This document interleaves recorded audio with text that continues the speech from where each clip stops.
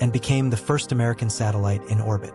The scientists, engineers, and technicians who had built it, many of them barely sleeping, running on coffee and adrenaline and the particular kind of focus mania that descends on people who know that history is watching, stood in a room in Washington and waited. And waited. The satellite was supposed to make contact at a specific time, when its orbit brought it over receiving stations. The time came. Nothing. The time passed. Still nothing. The room was silent in the particular way that rooms get silent when everyone in them is trying to hold on to hope with their fingernails.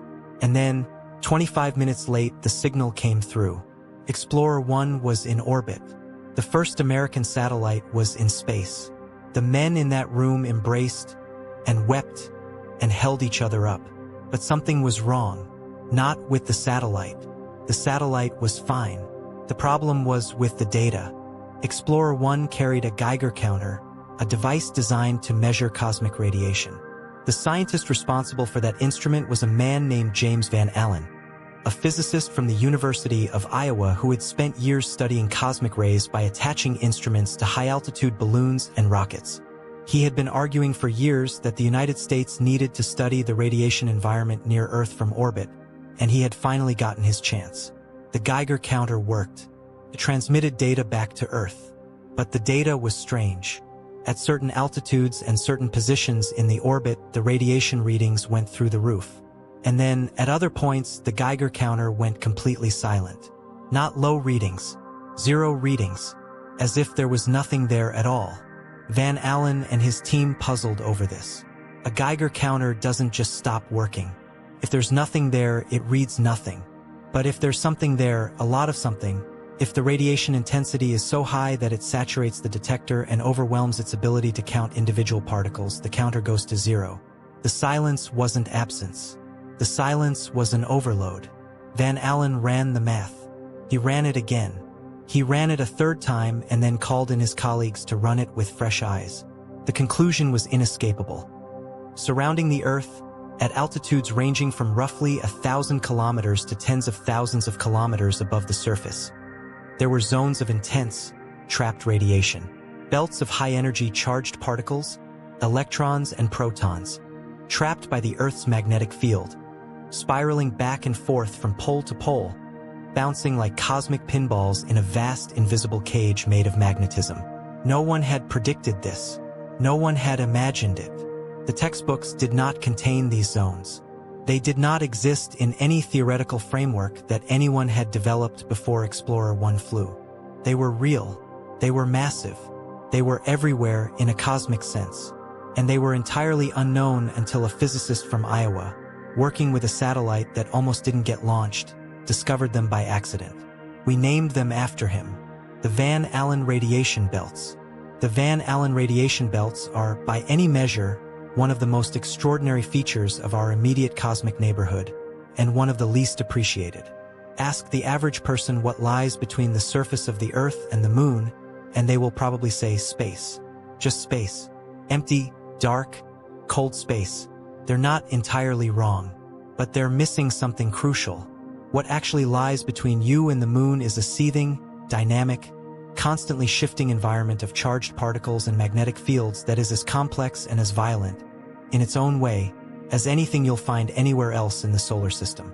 It is a place where electrons travel at close to the speed of light, where protons carry enough energy to penetrate the walls of a spacecraft, where the radiation levels in the heart of the belts are high enough to kill an unshielded human being in a matter of minutes and damage sophisticated electronics in hours. It is, in the very technical language of space science, a seriously hostile place. And yet it's right here. It's not around Jupiter or Saturn. It's not in some distant region of the galaxy. It's right above our heads, starting at about 1,000 kilometers altitude and extending out to about 60,000 kilometers, well past the orbit of the Moon in terms of the inner edge of the magnetosphere's influence. The inner Van Allen belt is the more stable of the two. It sits roughly between 1,000 and 5,000 kilometers above the surface and is dominated by high-energy protons, the bare nuclei of hydrogen atoms, stripped of their electrons, moving at tremendous speed. These protons get there primarily through a process called cosmic ray albedo neutron decay, or CRAND, which is one of those phrases that sounds made up but is very real and very physics. cosmic rays hit the upper atmosphere, produce neutrons, those neutrons decay into protons, and some of those protons get trapped in the magnetic field. It's a slow, steady process that has been building up the inner belt for as long as the Earth has had a magnetic field. The outer belt is different. It's larger, it extends from about 12,000 to 60,000 kilometers, and it is dominated by electrons, the fast, light, negatively charged particles that are the opposite number to protons. The outer belt is far more dynamic than the inner one. It changes dramatically in response to solar activity. During a strong solar storm, the outer belt can swell and intensify dramatically, flooding the region with high-energy electrons that can charge up spacecraft, damage solar panels, and destroy electronics. During quiet periods, it can shrink and become relatively benign. And between the two belts, there is a gap, a slot region, relatively free of intense radiation, where the two belts don't quite overlap. This slot region is maintained by electromagnetic waves in the atmosphere that continuously scatter electrons back into the atmosphere before they can build up. Or so scientists thought before the Van Allen probes showed them just how wrong they were. James Van Allen's discovery in 1958 set off decades of research. Dozens of spacecraft were sent to study the belts. Data accumulated. Models were built. By the late 1990s and early 2000s, scientists believed they had a reasonably good understanding of how the Van Allen belts worked. They had an outline, they had a rough sketch, but they were missing enormous pieces of the picture, and some of what they thought they knew turned out to be wrong. The problem was instrumentation. The satellites that had studied the Van Allen belts over the decades were, by the standards of modern space science, relatively crude instruments. They could detect the presence of radiation. They could measure general energy levels, but they couldn't see the fine structure of what was happening.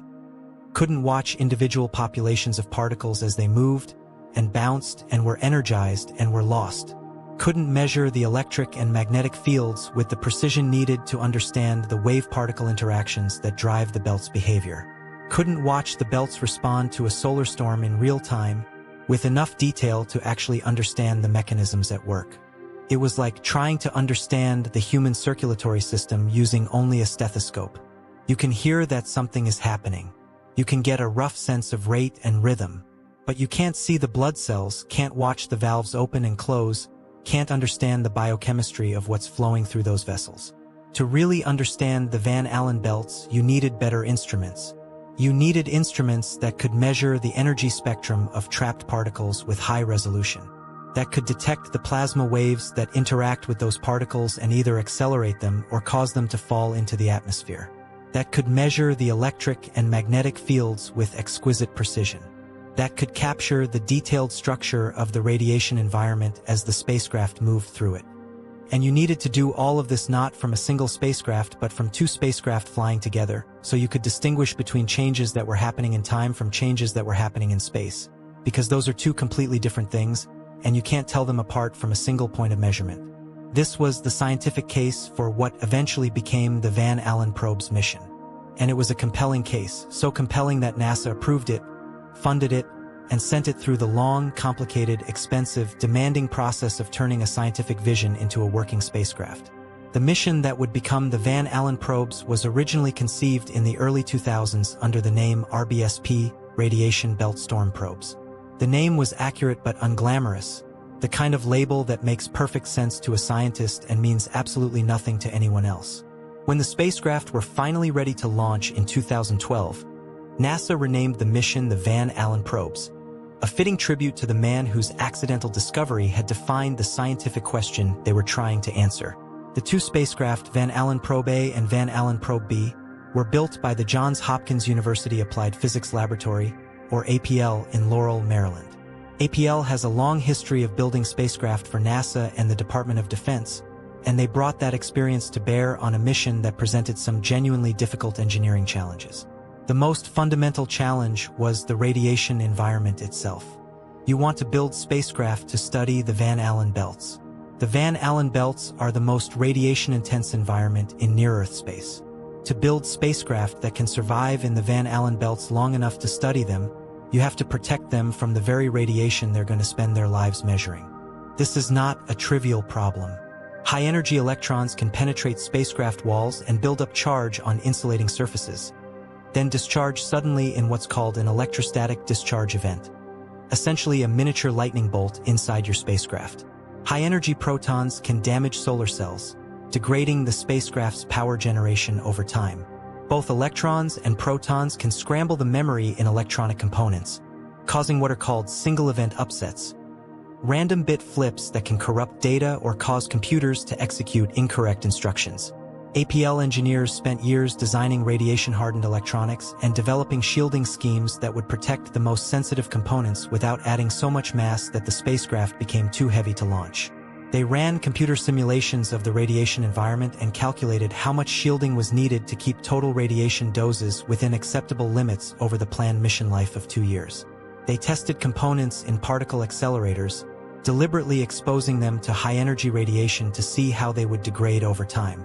The result was 2 nearly identical spacecraft, each about the size and shape of a large octagonal hatbox. Or, if you prefer, imagine a piece of carry-on luggage that's been sat on by something very heavy and spread out into a flat octagon.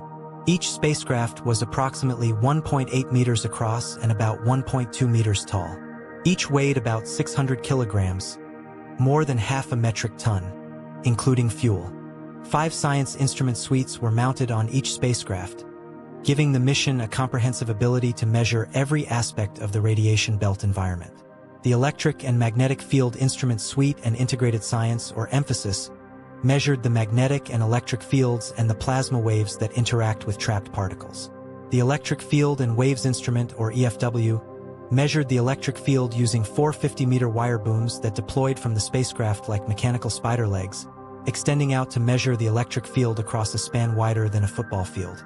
The Energetic Particle, Composition, and Thermal Plasma Suite, or ECT, measured the population of trapped particles across a wide range of energies. The Relativistic Proton Spectrometer, or RPS, measured the highest energy protons in the inner belt.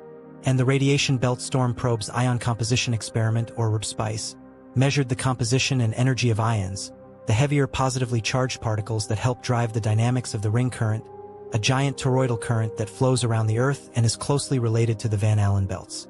This instrument package was comprehensive enough to capture essentially every important aspect of the radiation belt environment.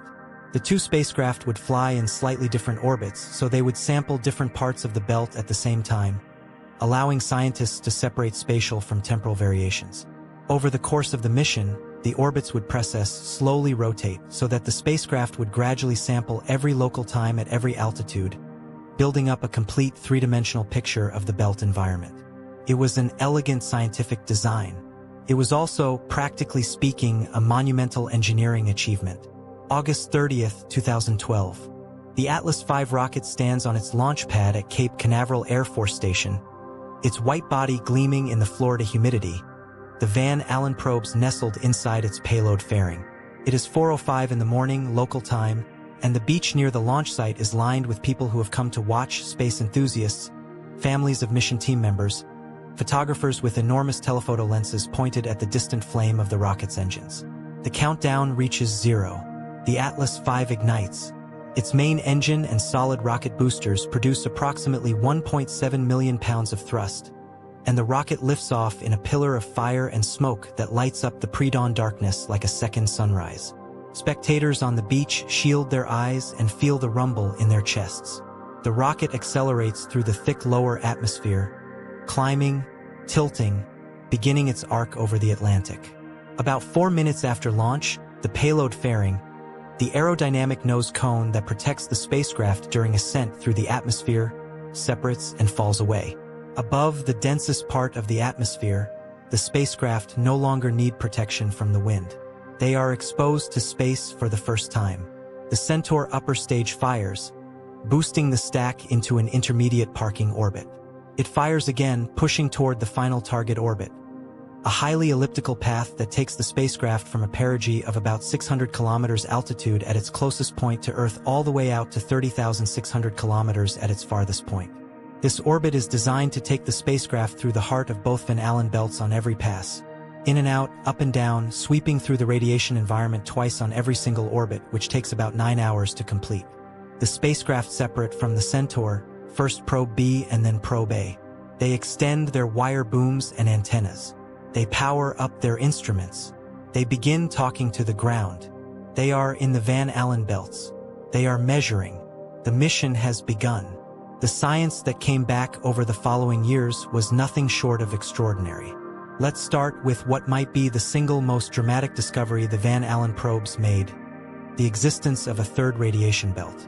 For 54 years after Van Allen's original discovery, scientists had understood that there were two Van Allen belts, the inner belt and the outer belt, with a relatively empty slot region between them. This was textbook knowledge. It was in every space physics textbook. It was the foundational understanding of the near-Earth radiation environment. It was wrong, or rather, it was incomplete. In September 2012, just weeks after the Van Allen probes launched, a powerful solar storm hit the Earth. Solar storms, also called geomagnetic storms, happen when the sun ejects a massive cloud of magnetized plasma called a coronal mass ejection, or CME, and that CME hits the Earth's magnetosphere. When a big CME arrives, it can compress and distort the magnetosphere, dramatically intensifying the Van Allen belts and sometimes injecting new particles into them. Scientists had seen this happen before. Solar storms intensify the outer Van Allen belt. Standard behavior, textbook stuff.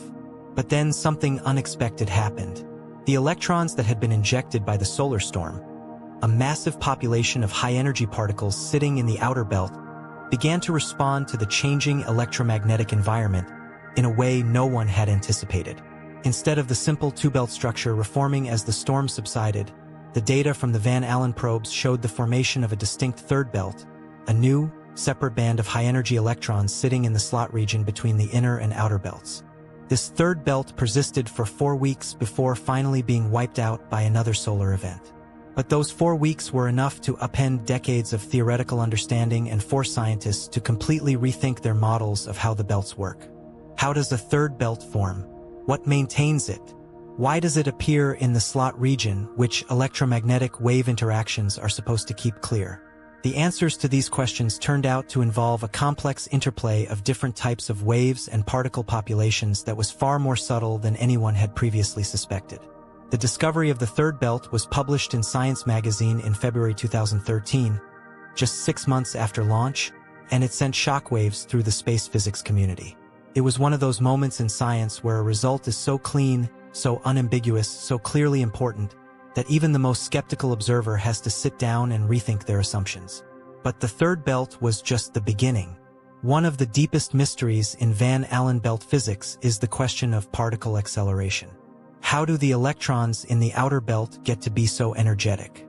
Electrons in the outer Van Allen belt can reach energies of millions of electron volts, energies so high that they travel at more than 90% of the speed of light.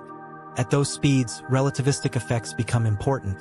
These particles are so fast that Einstein's special relativity actually matters for calculating their behavior. Scientists call them killer electrons because of their ability to penetrate and damage spacecraft electronics. How do electrons get that energetic? Where does the energy come from? Before the Van Allen probes, there were two main competing theories. The first theory was called radial diffusion. The idea here is that electrons start out at high altitude, where the magnetic field is relatively weak, and slowly diffuse inward toward lower altitudes where the field is stronger.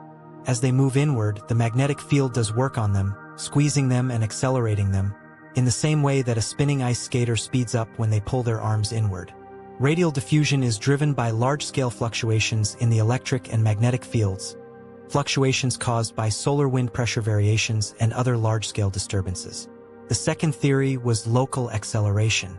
The idea here is that electrons get accelerated in place, right where they are in the outer belt by interactions with plasma waves.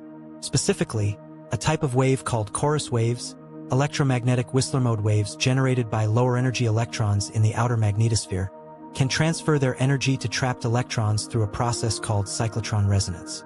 If a chorus wave oscillates at exactly the right frequency to match the natural orbital motion of an electron around a magnetic field line, the two can exchange energy very efficiently, and the electron can gain a tremendous amount of energy in a relatively short time. Both processes are real. Both happen. The question was, which one is dominant? Which one is primarily responsible for creating the most energetic electrons in the outer belt? The Van Allen probes answered this question definitively. By measuring both the particle populations and the wave environment simultaneously, with unprecedented precision, the mission scientists were able to watch local acceleration in action. They could see chorus waves of exactly the right frequency building up in the outer magnetosphere. They could see populations of lower energy electrons, what scientists call seed electrons, available to be accelerated. They could see the higher energy electron population growing over time, exactly in the regions where the wave activity was strongest. The evidence for local acceleration was overwhelming. Radial diffusion contributes to the outer belt's energization, but the primary mechanism, the engine that takes seed electrons and pushes them up to relativistic energies, is local acceleration by chorus waves. This finding has profound implications for our ability to predict and forecast space weather. If you want to know how dangerous the outer Van Allen belt is going to be for a spacecraft tomorrow or next week, you need to know where the chorus waves are and how intense they are, not just the large-scale state of the magnetosphere. This means that the input to space weather models has to include wave activity, a variable that had previously been very difficult to measure and that most models had simply neglected. Space weather. Let's pause here because this concept is central to understanding why the Van Allen probe's mission was funded, why it matters, and why the discoveries it made have implications that extend far beyond academic space physics. You've heard of weather forecasting. You understand that the atmosphere is a dynamic system driven by the sun's energy, with currents and fronts and pressure systems that create the winds and rains and storms that affect daily life. Modern meteorology has become remarkably good at predicting the atmosphere's behavior. Not perfectly, because the atmosphere is a chaotic system, but well enough that a 5-day forecast is now roughly as accurate as a 1-day forecast was 30 years ago. Space weather is the analogous concept applied to near-Earth space. The sun is constantly emitting a stream of charged particles called the solar wind, a tenuous plasma of electrons and protons flowing outward from the sun at speeds ranging from about 300 to 800 kilometers per second. This solar wind carries with it the sun's magnetic field, twisted into a complex, dynamic structure by the sun's rotation and convection. When the solar wind interacts with the Earth's magnetic field, the magnetosphere, it creates a complex, dynamic system of currents and fields and particle populations. Under quiet conditions, this interaction is relatively benign. But the sun is not always quiet.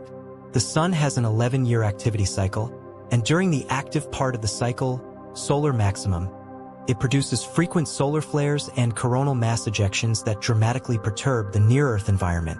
A big geomagnetic storm can enhance the Van Allen belts dramatically, filling the near-Earth environment with high-energy electrons that can damage or destroy satellites. The 1989 geomagnetic storm caused by a powerful CME knocked out an entire Hydro-Quebec power transformer, leaving 6 million people without electricity for up to 9 hours. The same storm permanently degraded the solar panels on several satellites. A particularly powerful electron enhancement event in 2003, during the Halloween storms, damaged or destroyed at least 2 commercial satellites and caused the loss of approximately $450 million in spacecraft hardware. Some estimates put the damage across multiple spacecraft at over $1 billion. Interfere with GPS signals. The ionosphere, the upper layer of the atmosphere, above about 80 kilometers altitude, is filled with charged particles that affect the propagation of radio waves. During geomagnetic storms, the ionosphere becomes turbulent and variable, causing GPS signals to scatter and introduce errors. For civilian navigation, this is an inconvenience. For precision agriculture, surveying, and certain military applications that depend on centimeter-level GPS accuracy, it can be a serious operational problem. Induced currents in long conductors at the surface. The changing magnetic fields during a geomagnetic storm can induce electric currents in power lines, pipelines, and railroad tracks. These geomagnetically induced currents, or GICs, can damage or destroy transformers, the expensive, difficult-to-replace equipment that forms the backbone of the power grid. A Carrington-scale event, comparable to the geomagnetic storm of 1859, which by some estimates was the most powerful geomagnetic storm in recorded history, could potentially knock out electrical power to large parts of North America for weeks or months. The economic impact has been estimated in the trillions of dollars. Expose airline passengers and crew to elevated radiation. During solar energetic particle events, the radiation dose rates at high altitude and high latitude can increase dramatically. Aviation regulators and airlines monitor space weather forecasts to decide whether to divert flights away from polar routes during major events. This is not hypothetical. This is not science fiction. These are real, documented, economically significant impacts that space weather has on modern technological society. And they are becoming more significant as society becomes more dependent on the satellite infrastructure that sits squarely in the radiation belt environment. The Van Allen probes were designed to improve our ability to understand and predict these events. Every discovery they made about how the belts are energized, about what drives loss and intensification, about the role of wave-particle interactions, translates directly into better models, better forecasts, and ultimately better protection for the systems that modern civilization depends on. Let's talk about loss. We've talked about how electrons get into the outer Van Allen belt and how they get energized. But the outer belt is not a simple trap. Electrons don't just accumulate there indefinitely. They're constantly being lost, and understanding loss processes is just as important as understanding acceleration. Electrons can be lost from the Van Allen belts in several ways. They can be scattered into the loss cone. The range of pitch angles at which their helical motion along a magnetic field line will carry them into the dense atmosphere at the ends of the field line, where they collide with atmospheric molecules and are absorbed. Wave-particle interactions can scatter electrons into the loss cone, essentially kicking them out of the trap. Chorus waves, which we already mentioned as an important acceleration mechanism, can also scatter electrons into the loss cone and cause them to be lost. Electromagnetic ion cyclotron waves, EMIC waves, are particularly effective at scattering the most energetic electrons, the ones with energies above a few MeV, and causing them to precipitate into the atmosphere. They can be transported outward, pushed to higher altitudes by electromagnetic perturbations, and then carried away by the solar wind into the outer magnetosphere, where the trapping is less effective and they eventually escape. They can be lost to spacecraft themselves. Every satellite in the radiation belt environment is constantly absorbing a tiny fraction of the electron population, though this is a negligible effect on the total belt population. One of the key findings of the Van Allen probes was the discovery of a sharp, remarkably stable boundary at the inner edge of the outer electron belt, a precise altitude below which relativistic electrons essentially cannot penetrate, even during the most powerful geomagnetic storms. This boundary sits at a distance of about 2.8 Earth radii from the center of the planet, about 11,000 kilometers above the surface. During storm after storm, scientists watched high-energy electrons piling up against this boundary, intensifying just outside it, but never crossing it. They called it the impenetrable barrier. What creates this barrier? After careful analysis, the Van Allen probes team concluded that the barrier is maintained by very low-frequency radio waves, electromagnetic waves in the VLF range, generated by lightning in Earth's atmosphere and by human-made transmitters, including power lines and military communication systems. These waves propagate out into the inner magnetosphere and interact with the relativistic electrons, scattering them into the loss cone before they can penetrate below the barrier. In other words, the very same electromagnetic noise that our civilization generates. Our power lines, our radio transmitters, the lightning that crackles in thunderstorms over every ocean and continent, is constantly working to keep the most dangerous radiation away from us. There is an electromagnetic shield around the Earth, and it is partially maintained by the electromagnetic signature of human activity. That is extraordinary. That is the kind of finding that makes you stop and think about the invisible ways in which the Earth's environment and human civilization interact. We are, without knowing it or intending it, contributing to our own protection from cosmic radiation. Let's talk about the slot region. Between the inner and outer Van Allen belts lies the slot region, a band of relatively low radiation that sits roughly between 2 and 3 Earth radii from the planet's center, corresponding to altitudes of roughly 8,000 to 12,000 kilometers.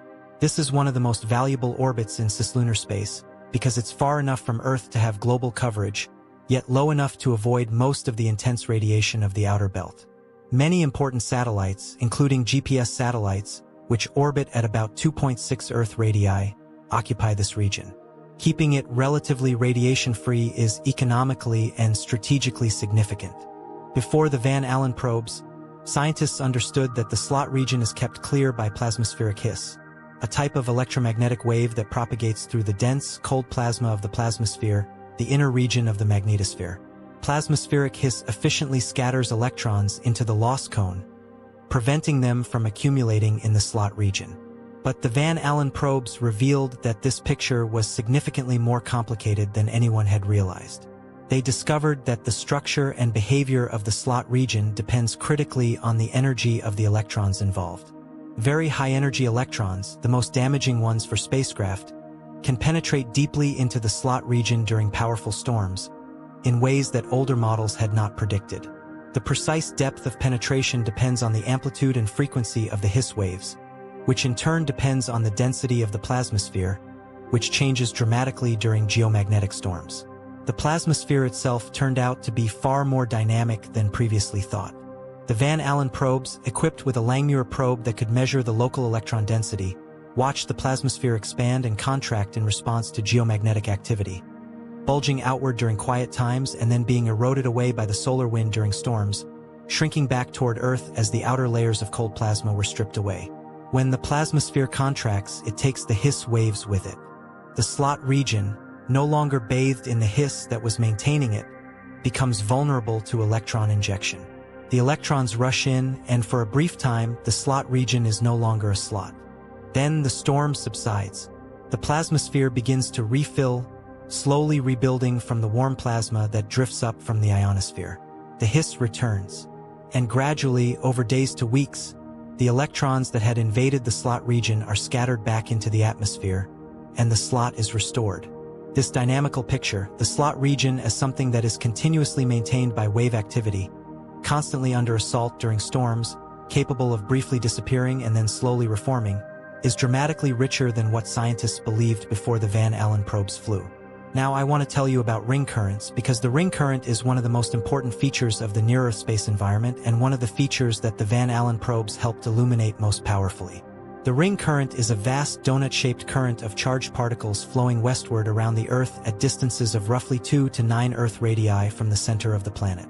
It flows primarily through the motion of ions, protons, and heavier ions like oxygen and helium, trapped in the inner magnetosphere and drifting around the Earth under the combined influence of the magnetic field's gradient and curvature. The ring current is important for several reasons. First, it produces its own magnetic field. Like any electric current, the ring current is surrounded by a magnetic field, and this field is oriented to partially oppose the Earth's own magnetic field at the surface. When the ring current intensifies during a geomagnetic storm, the magnetic field at the surface of the Earth decreases measurably. This decrease is what the DST index, the Disturbance Storm Time Index, measures, and it's the primary metric that scientists use to quantify the severity of geomagnetic storms. A very severe storm might produce a DST decrease of -300 nanotesla or more, a measurable weakening of the Earth's magnetic field over the entire planet. Second, the ring current carries a lot of energy. The total energy stored in the ring current during a major geomagnetic storm can reach 10 to the power of 16 joules, roughly equivalent to a few years' worth of global electrical power consumption, concentrated in a plasma structure the size of a small planet. Third, the ring current interacts with the Van Allen belts in complex ways. Energetic neutral atoms, particles that result when ring current ions exchange charge with cold neutral hydrogen atoms in the upper atmosphere, carry information about the ring current's composition and energy that can be detected from a distance. Wave modes generated by the ring current can interact with radiation belt electrons and affect their behavior. Before the Van Allen probes, the ring current was known to exist and its gross properties were understood, but its detailed dynamics, especially the role of different ion species and the mechanisms of ring current loss, were poorly characterized. The RIPSPICE instrument on the Van Allen probes was specifically designed to address this gap. It measured the flux and composition of ions across a wide energy range, from thermal energies up to several hundred keV.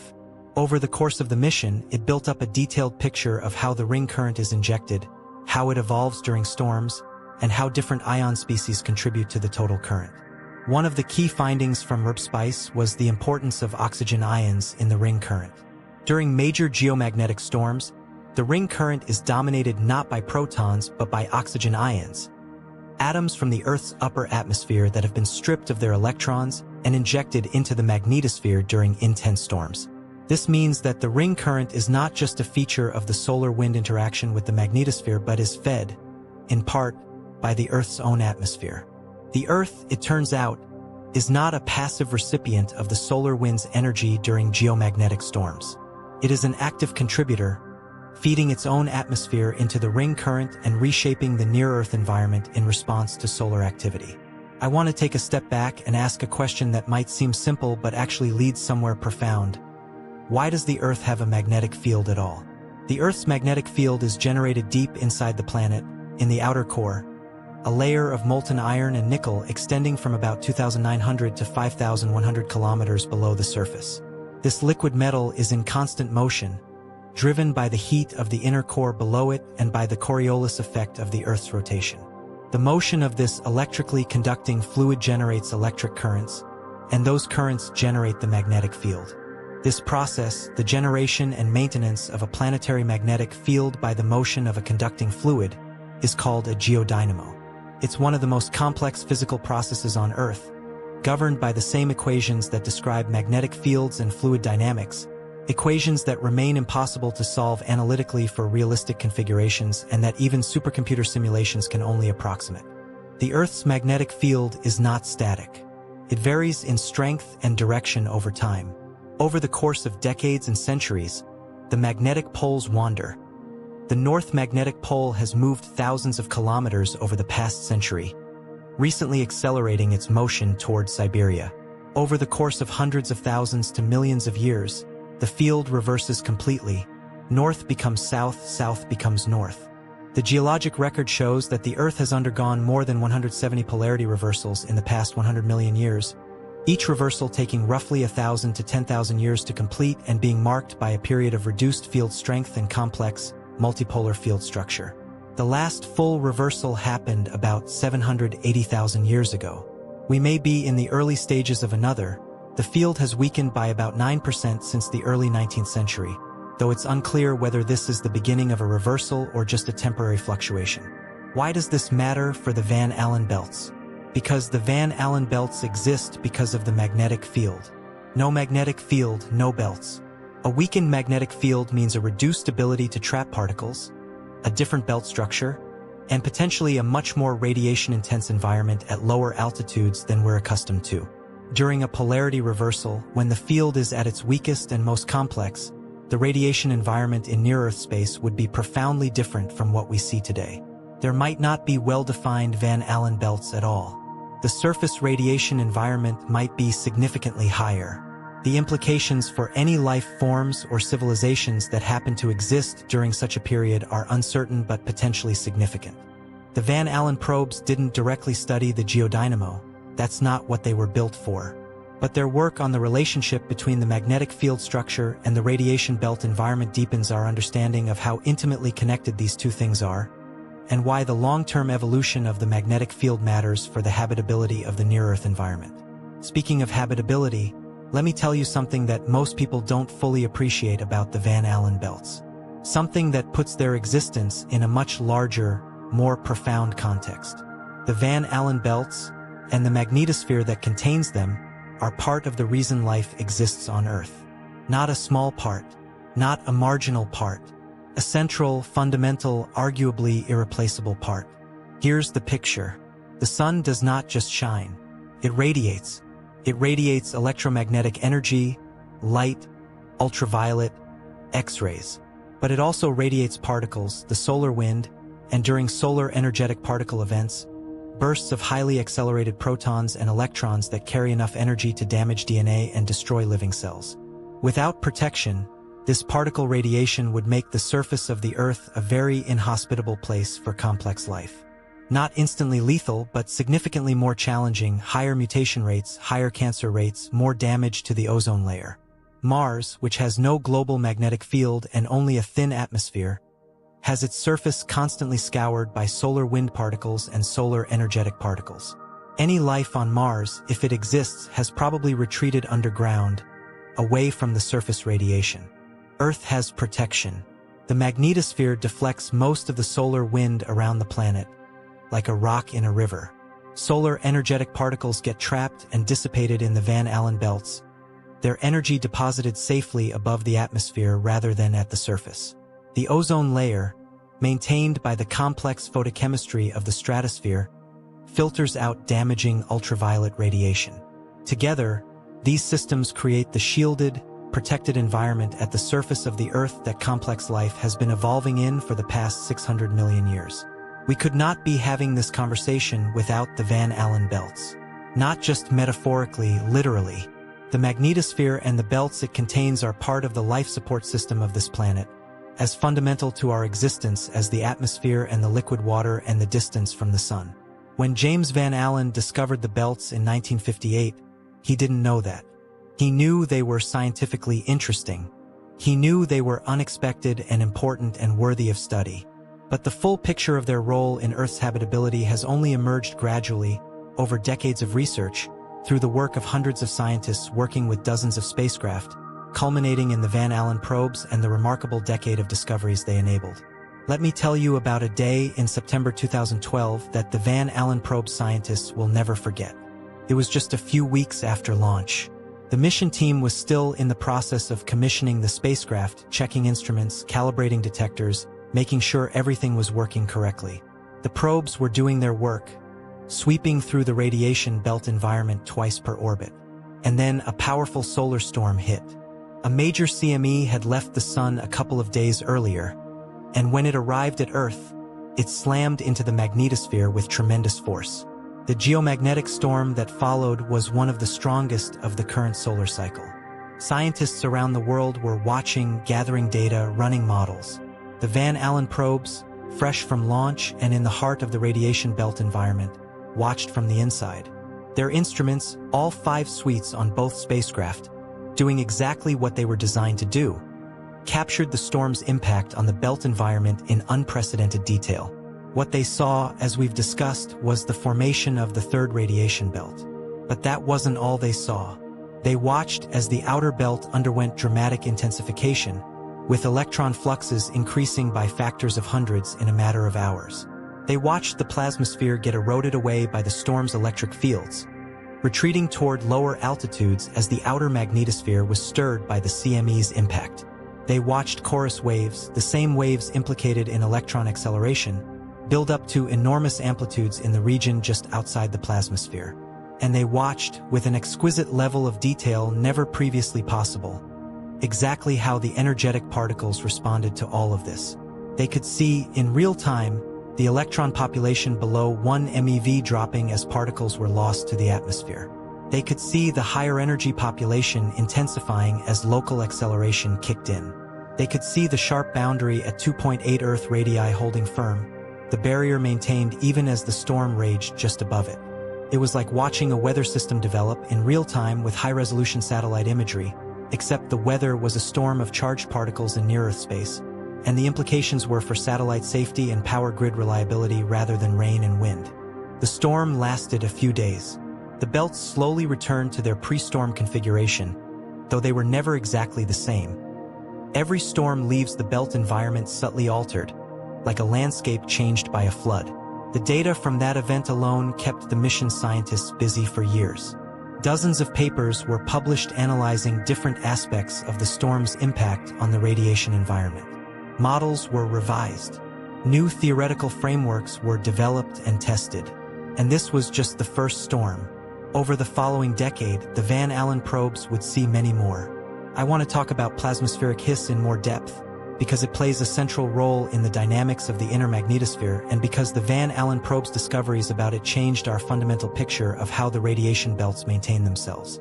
Plasmaspheric hiss is a type of electromagnetic wave, technically a Whistler mode wave, that propagates through the cold, dense plasma of the plasmasphere. If you could somehow convert it to an audio signal, it would sound like the noise between stations on an old AM radio receiver. A broadband hiss covering a wide range of frequencies with no obvious periodicity or structure. Before the Van Allen probes, scientists believed that plasmaspheric hiss was generated inside the plasmasphere itself by processes similar to those that generate chorus waves, essentially instabilities in the electron distribution that cause the plasma to spontaneously radiate electromagnetic waves. The Van Allen probes revealed something more interesting. A significant portion of plasmaspheric hiss is actually generated outside the plasmasphere as chorus waves and then propagates inward. When chorus waves hit the plasmapause, the sharp outer boundary of the plasmasphere, they can be refracted inward, entering the cold plasma and being transformed into plasmaspheric hiss by a process that involves the change in wave properties as the wave moves into a denser, colder plasma. This means that chorus waves serve a dual role. Outside the plasmasphere, they accelerate electrons to relativistic energies, creating the most dangerous particles in the outer belt. Inside the plasmasphere, they transform into hiss waves that scatter electrons into the atmosphere, maintaining the slot region and the inner edge of the outer belt. The same original wave generation process has radically different consequences depending on whether it happens inside or outside the plasmasphere. This connection between chorus and hiss, discovered through the simultaneous measurement of both wave types by the Van Allen probe's instruments, resolved a decades-old debate about the origin of plasmaspheric hiss and provided a unified picture of how electromagnetic waves shape the radiation belt environment. It's the kind of result that looks, in retrospect, almost inevitable. Of course, the two most important wave types in the inner magnetosphere are related. Of course, the same physical process drives both. Of course, the boundary between them, the plasmapause, serves as the dividing line between acceleration and loss. But science doesn't work in retrospect.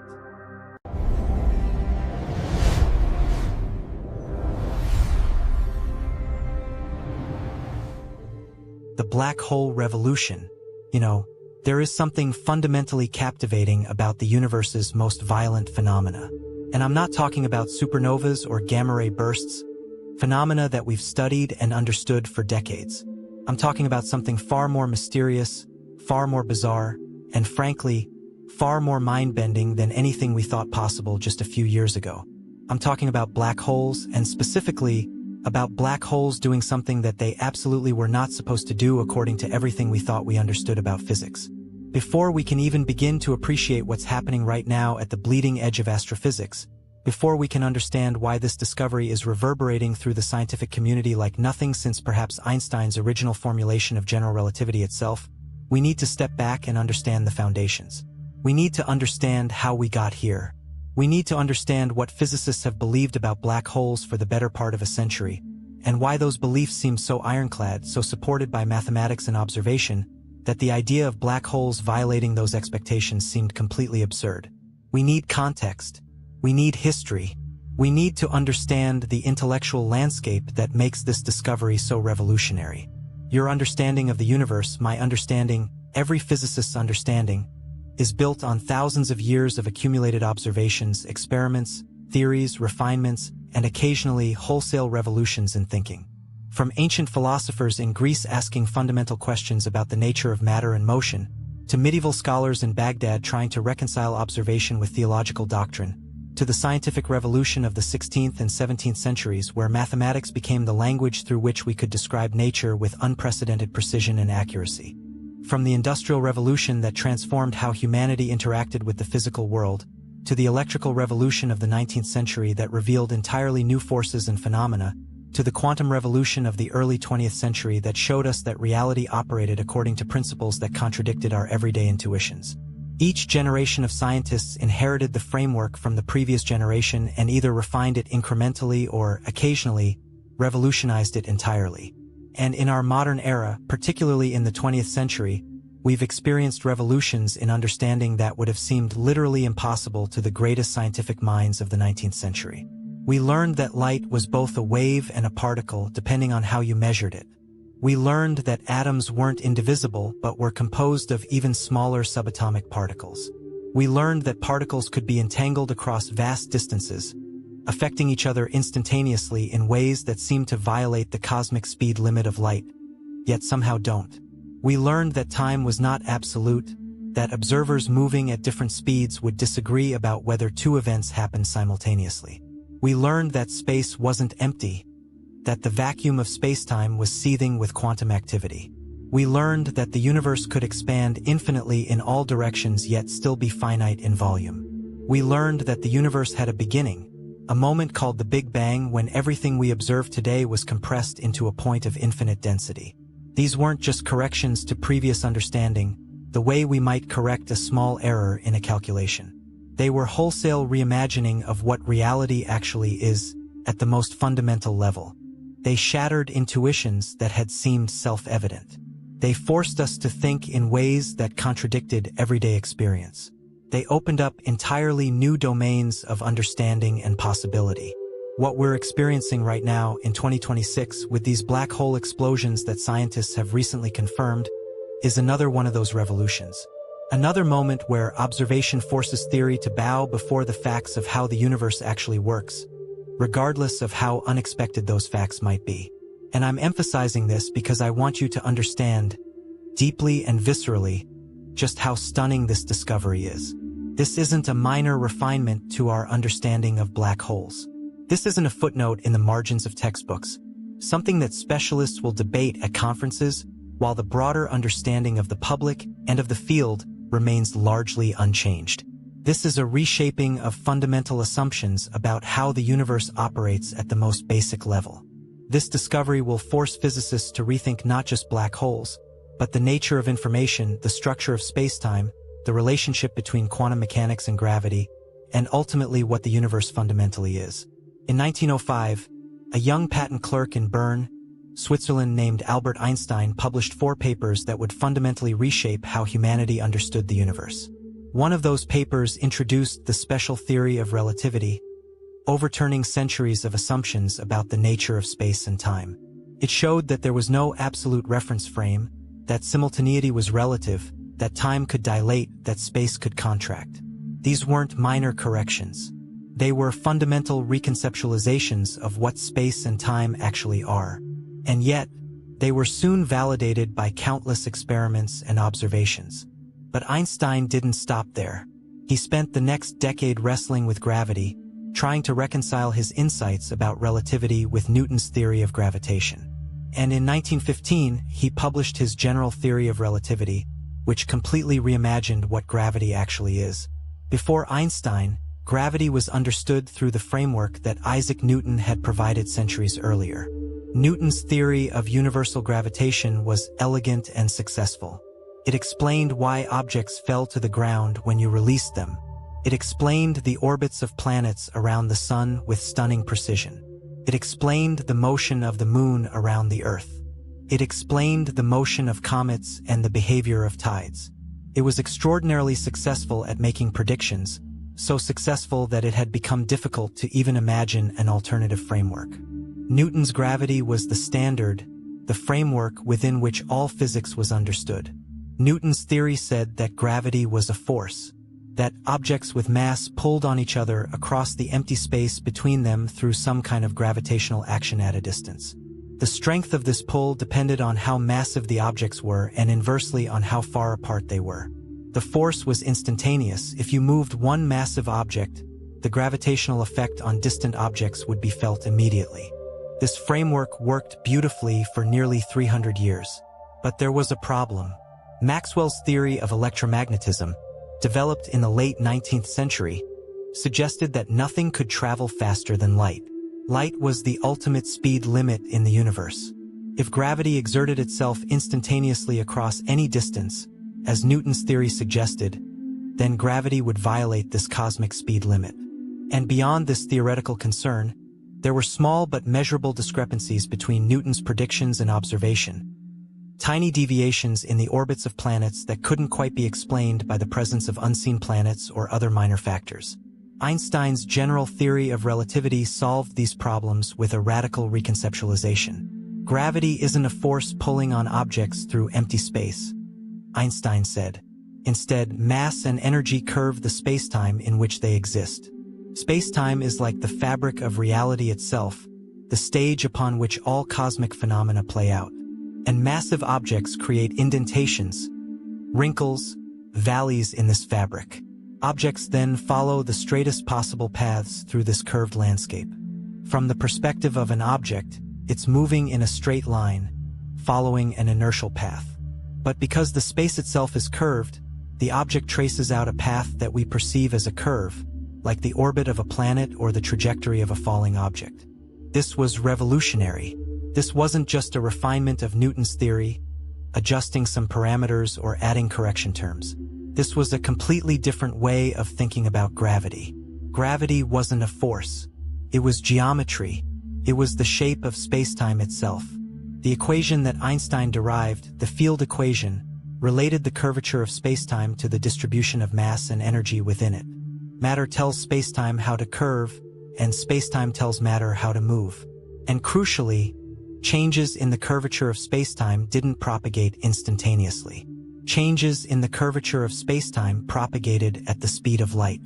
If you moved a massive object, the change in how spacetime was curved would ripple outward at light speed, no faster. This was consistent with Maxwell's electromagnetic theory. Einstein's theory unified gravity with special relativity, bringing gravity into the framework of modern physics.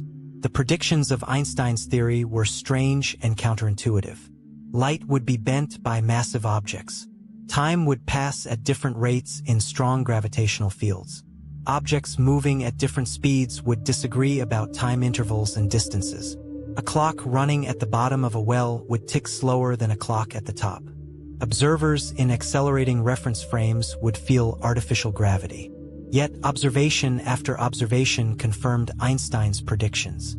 Now here's where things get really interesting, and this is crucial for understanding what happens next.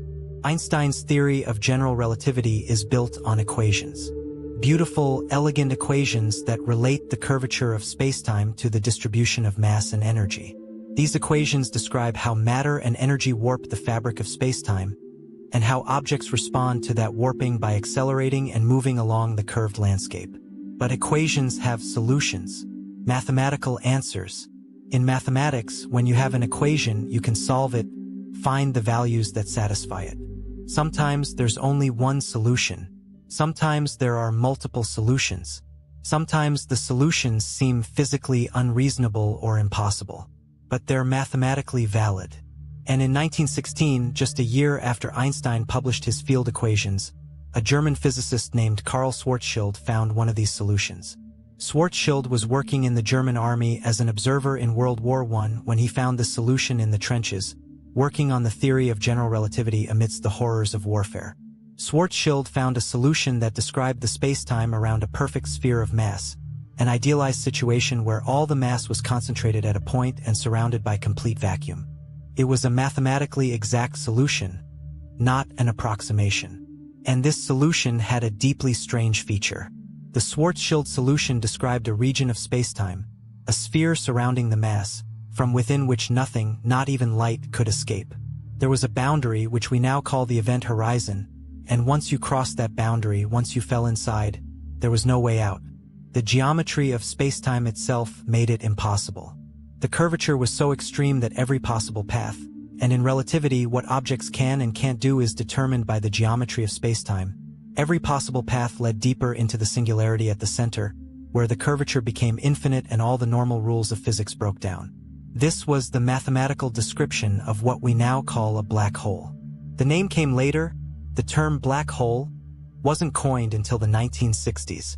Initially, these objects were called frozen stars or collapsed stars or other terms. But the idea was the same. A region of spacetime so warped that it created a trap, a one-way valve in the fabric of the universe. And here's the crucial thing. Einstein himself didn't believe they actually existed. He thought there must be some physical process that would prevent matter from being compressed to such an extreme density. He thought that the Schwarzschild solution was a mathematical curiosity, an artifact of the equations, but nothing you'd actually find out in the cosmos. Nature, he believed, had a way of preventing the formation of such bizarre objects. And Einstein, having already revolutionized physics twice, had tremendous authority. If Einstein said black holes probably didn't exist, most physicists were inclined to believe him. But as decades passed and astronomical observations accumulated, the evidence became harder and harder to ignore. Astronomers were discovering objects in the universe that didn't fit neatly into existing categories. There were objects that were far too dense to be normal stars. There were regions at the centers of galaxies that exerted enormous gravitational pull on nearby objects yet appeared to have no visible mass. Stars in the center of our own galaxy, the Milky Way, were orbiting around what appeared to be a completely invisible object with a mass 4 million times that of the Sun. The only object whose properties were consistent with what was being observed was the black hole. By the 1960s, physicists like Roy Kerr had extended Schwarzschild's solution to describe rotating black holes that were spinning. The Kerr solution was even more complex, but it was also more realistic because most objects in the universe spin. And it turned out that rotating black holes had different properties than non-rotating ones. They had an additional boundary, an inner event horizon, and an interesting region outside the event horizon called the ergosphere where the spacetime itself was dragged around by the spinning black hole. By the 1970s, astronomers had identified objects that seemed almost certainly to be black holes. There was a binary star system called Cygnus X1 where a normal star was orbiting around an invisible companion object. The invisible object was pulling material off the normal star, creating an accretion disk, a spiral of material falling inward. This material was being heated to millions of degrees and was radiating tremendous amounts of X-rays. The properties of this system, the mass of the invisible object, its density, its radiation properties, all pointed to a black hole. And then, in 1974, Stephen Hawking made a discovery that would fundamentally change how physicists thought about black holes. Hawking realized that if you applied quantum mechanics to the region near the event horizon of a black hole, something unexpected happened. The black hole wasn't completely black. It wasn't an inert object that just sat there, pulling things in and keeping them trapped forever. Instead, the black hole was warm. It had a temperature, could emit radiation. It would slowly evaporate. This was astonishing. This went against decades of thinking that treated black holes as permanent features of the universe. Hawking showed that black holes were thermodynamic objects with properties similar to hot bodies. They had entropy, a measure of disorder or information content. They had a temperature that depended on their mass. Smaller black holes were hotter, larger black holes were colder. They radiated energy in the form of what we now call Hawking radiation. And crucially, they had a finite lifespan. Given enough time, a black hole would radiate away all its mass and disappear completely. The mechanism by which this happened was bizarre and counterintuitive. Near the event horizon, quantum mechanics says that the vacuum isn't empty. It's seething with activity. Virtual particles are constantly popping into existence and immediately annihilating each other. This quantum foam is always happening everywhere in every part of spacetime, a consequence of the uncertainty principle. But near the event horizon, the gravitational field is so strong that it can sometimes separate a virtual particle-antiparticle pair before they can annihilate. One particle falls into the black hole while the other escapes. From the perspective of an observer outside the black hole, it looks like the black hole is emitting radiation. And that radiation carries away energy that had to come from somewhere. It comes from the black hole's mass. So the black hole slowly evaporates, losing mass gradually over time. This was the solution to a problem that had bothered physicists for decades. If black holes were completely black, if they trapped everything inside them, then information would be lost from the universe. This would violate a fundamental principle of quantum mechanics. That information cannot be destroyed. According to the foundations of quantum mechanics, physical systems evolve according to unitary evolution, transformations that preserve information. But if black holes could destroy information, trapping it inside their event horizons and keeping it there forever, then quantum mechanics would be violated. However, and this is crucial, Hawking's original calculations suggested that the radiation was simply thermal. It was like the radiation emitted by any hot object. It had no particular structure. It didn't seem to encode information about what had fallen into the black hole. And so physicists were left with a paradox.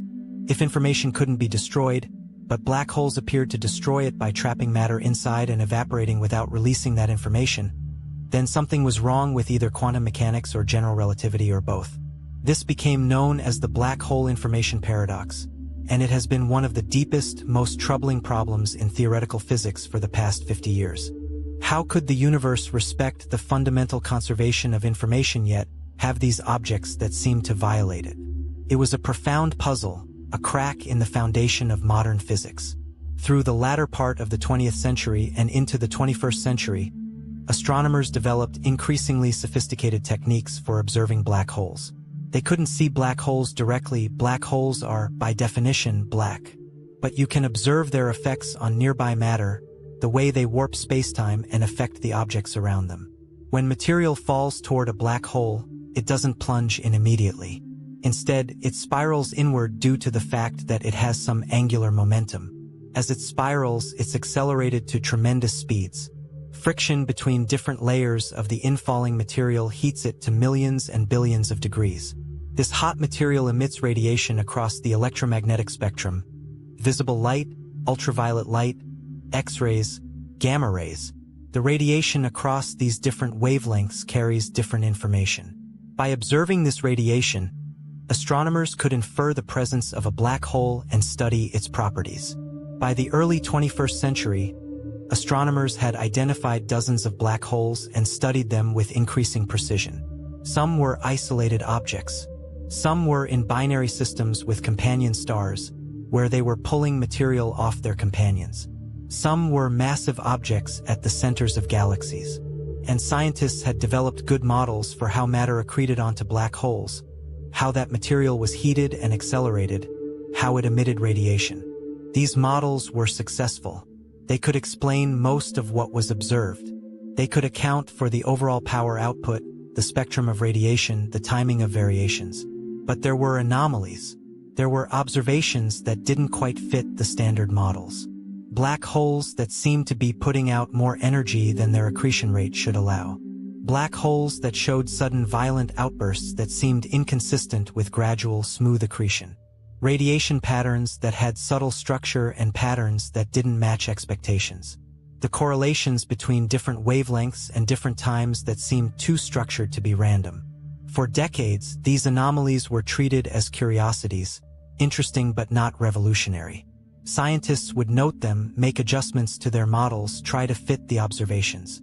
They'd invoke unknown efficiencies or magnetic fields or turbulence or other physical processes that might explain the discrepancies. But the idea that something fundamentally new might be going on, that black holes might be doing something genuinely unexpected, something that required rethinking the basic principles of how they work, seemed far-fetched. We thought we understood black holes. We thought we understood how the universe worked. We weren't expecting revolutions. Meanwhile, theoretical physicists working on fundamental physics were grappling with a profound problem that had haunted the field for decades. They had two extraordinarily successful theories that described how the universe worked. Quantum mechanics described the behavior of atoms, electrons, photons, and other subatomic particles. General relativity described gravity and the large-scale structure of spacetime. It was deterministic. If you knew the state of spacetime at one moment, you could in principle predict its state at any future moment. It was also phenomenally successful. But these two frameworks were fundamentally incompatible. General relativity is formulated as a classical theory. It's deterministic. Quantum mechanics, in contrast, is fundamentally probabilistic. Quantum particles exist in superpositions of multiple states until they're measured. These two frameworks can't both be entirely correct as currently formulated. There has to be a deeper theory that reconciles them. This is the theory of quantum gravity. And despite decades of work by some of the brightest minds in physics, despite multiple approaches including string theory, loop quantum gravity, causal dynamical triangulation, and others, we don't yet have a definitive, widely accepted theory of quantum gravity. Part of the difficulty is that quantum gravity effects are strongest at the Planck scale, at energy scales about 1 trillion times higher than what we can currently achieve in particle accelerators. Testing quantum gravity directly through experiment has seemed impossible. The energies required are beyond our technological reach. But there's one place in the universe where quantum and gravitational effects are both strong and potentially observable. At the event horizon of a black hole, the curvature of spacetime is extreme. Quantum effects are important. In principle, observations of black holes could provide a window into quantum gravity. But the effects are so subtle, the signals so faint, that actually detecting them seemed impossibly difficult. Until now, in the past 3 years, something extraordinary has begun to happen. Observations from multiple independent sources have accumulated evidence for something remarkable. Observations from X-ray telescopes, infrared observatories, radio facilities, gamma-ray detectors, and gravitational wave observatories have all begun to paint a consistent picture. Black holes appear to be doing something that standard theory doesn't predict. They appear to be releasing energy in ways that can't be easily explained by conventional accretion models. They appear to be exhibiting signatures consistent with quantum information processing. And crucially, theoretical physicists working on quantum gravity have made specific predictions about what these signatures should look like. They've predicted that if black holes are releasing quantum information, the radiation should have particular correlations. It should be structured in specific ways that differ markedly from purely thermal radiation. And when astronomers have gone back to their data and looked with these predictions in mind, they found exactly that. Again and again, different telescopes, different black holes, different epochs. The patterns are consistent. The predictions match the observations. Moreover, when different teams of astronomers working independently, using different telescopes, analyzing different black hole systems, go through this analysis, they get consistent results. The anomalies they're observing are real. The patterns are reproducible. The correlations match the theoretical predictions. This isn't a small group of scientists seeing what they want to see. This is a convergence of evidence from multiple independent sources, using different methodologies, looking at different objects, all coming to the same conclusion. And that convergence points to a single revolutionary conclusion. Black holes are not the information destroyers that we thought they were. They are information processors. They preserve information. They transform it. They encode it into radiation. They eventually release it back into the universe. This changes everything. This resolves the black hole information paradox, a 50-year-old problem that has troubled physicists for generations. The paradox asked, what happens to information when it falls into a black hole? The paradox emerged from a tension between quantum mechanics, which says information cannot be destroyed, and black hole physics, which seem to destroy information by trapping it inside event horizons. Now we have observational evidence that suggests the resolution. Information is not destroyed when it falls into a black hole. It is preserved. The black hole transforms it, encodes it, but eventually releases it back into the universe. It's not lost. The universe doesn't destroy information, even in the extreme environment of black hole event horizons. The universe finds a way to preserve it, and we can observe this preservation process happening. This is profound because information is fundamental in quantum mechanics. The conservation of information is a core principle. Destroying information would be forbidden, would violate the foundations of quantum theory. And now we have evidence that the universe actually respects this principle, even in the most extreme environments. The universe conserves information. Quantum mechanics wins. Information is sacred. But this raises a second question, a question with implications that extend far beyond the technical physics.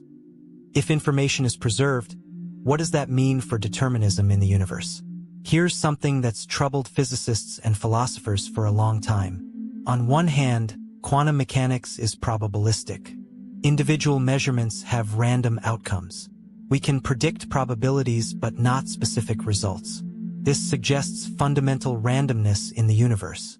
On the other hand, general relativity is deterministic. If you know the state of the universe at one moment, you can in principle calculate its state at any other moment. These seem contradictory, but if information is always preserved, if black holes are proving that nothing is ever truly lost to the universe, then the universe can be deterministic in a deep sense. Everything that happens gets encoded in the state of the universe. Nothing is erased. The universe is a closed information system. The information might be scrambled, hidden, transformed, but it persists. Now, this doesn't mean the future is predictable. In fact, quite the opposite. If quantum information is being processed by black holes and other processes, if transformations are happening that scramble and transform information, then predicting the future would require impossibly complex computation. You'd have to track all the quantum information, understand all the transformations, compute the results. The amount of computation required would grow exponentially. But predictability and determinism are different things. Something can be determined, encoded in the state of the universe, yet practically unpredictable.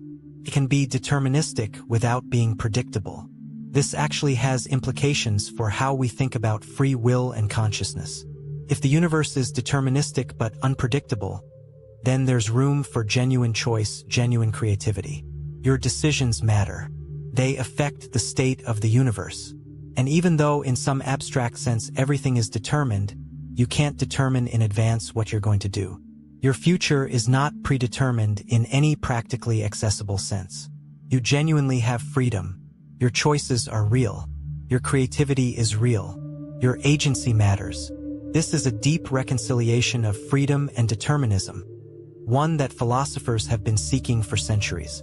Now, there's another implication that's perhaps even more profound. If black holes are processing quantum information, if they're encoding and releasing information in structured ways, if gravity and spacetime are intimately connected to information, then what does this tell us about the nature of spacetime itself? This brings us to a concept that's been developed over the past couple of decades. Spacetime as an emergent phenomenon. The idea is that spacetime, the stage on which the universe's drama unfolds, might not be fundamental. It might be emergent, arising from something more fundamental beneath it. Just as temperature emerges from the average kinetic energy of particles, just as pressure emerges from molecular collisions, spacetime might emerge from quantum information. If this is true, and the black hole observations provide suggestive evidence that it is, then gravity, geometry, spacetime itself are all emergent. They're what you get when quantum information is organized in certain ways. The universe might be like a hologram, a three-dimensional image projected from information encoded on a two-dimensional surface, as suggested by the holographic principle developed by Juan Meldacena and others. This has staggering implications. It suggests that, in principle, you could engineer spacetime. If spacetime is emergent from information, and if you understand the rules of how information organizes itself, then you could create new geometries, new topologies. You could create wormholes, shortcuts through spacetime. You could create closed time-like curves, structures that allow time travel. You could create other exotic possibilities that seem impossible in classical general relativity but might be possible if spacetime is emergent. I'm not saying we'll achieve these things anytime soon. The technology required would be incomprehensibly advanced. We're talking about manipulating the fundamental structure of reality itself. But these things wouldn't be impossible in principle. They'd just be difficult. They'd require understanding and harnessing principles that we're only now beginning to discover. There's another set of implications that touches on some of the deepest questions in philosophy and cognitive science. If the universe is fundamentally computational, if information processing is central to how reality works, then what does that tell us about consciousness? For centuries, consciousness has seemed mysterious. We understand how neurons fire. We understand the chemistry of the brain. We can map neural circuits. We can track which brain regions are active when someone has particular thoughts or experiences. We can even predict certain aspects of behavior from brain activity. But we still don't understand how this physical activity produces subjective experience. How does the firing of neurons in your brain give rise to the feeling of what it's like to see the color red, to feel pain, to contemplate the nature of the universe? How does the objective physical world of atoms and molecules give rise to the subjective phenomenal world of experience? This is called the hard problem of consciousness, and it's one of the great unsolved puzzles in cognitive science and philosophy. But if the universe operates according to principles of quantum information processing, if consciousness is a particular pattern of that information processing, then consciousness might not be as mysterious as it seems. It might be a natural feature of systems that organize information in certain self-referential ways. A system that is aware of itself, that models itself, that has certain recursive properties, certain feedback loops where information about the system is processed by the system itself. Such a system might be conscious. Consciousness might not be a miracle or a mystery or something that requires invoking new physics or the soul or vitalism. It might just be a natural feature of certain information processing systems. This doesn't solve the hard problem completely, not in all its aspects, but it suggests that consciousness might be less anomalous than we've typically thought. It suggests that consciousness might not be confined to biological brains. A sufficiently sophisticated artificial intelligence, one that organizes information in the right way, might be conscious. A sufficiently sophisticated computer might have experiences. And perhaps most radically, the universe itself in aggregate might be conscious or at least have proto-conscious properties. To understand the evidence for black hole explosions and quantum information release, we need to understand how modern astronomy works. Because these discoveries would be impossible without sophisticated observational techniques that have been developed over the past few decades. For most of human history, astronomy was limited to visible light. Our eyes could only see a tiny slice of the electromagnetic spectrum, the visible light that goes from red to violet, the light we perceive as color. Telescopes, from Galileo's time onward, were just refinements on the eye. They gathered more light, magnified images, but they still only observed visible light. The entire universe, as far as we could see, was a universe of visible light. Then, in the mid-20th century, everything changed. Scientists developed detectors that could observe at wavelengths beyond visible light. Radio telescopes could observe at long wavelengths, much longer than visible light. Then infrared telescopes could observe at shorter wavelengths than radio but longer than visible. Then ultraviolet detectors. Then X-ray telescopes. Then gamma-ray detectors. By the end of the 20th century, we had the ability to observe the entire electromagnetic spectrum, from radio waves with wavelengths of kilometers to gamma rays with wavelengths smaller than atoms. This was transformative, revolutionary. Different wavelengths reveal different phenomena. Visible light tells you about stars and galaxies and the objects we can see with our eyes.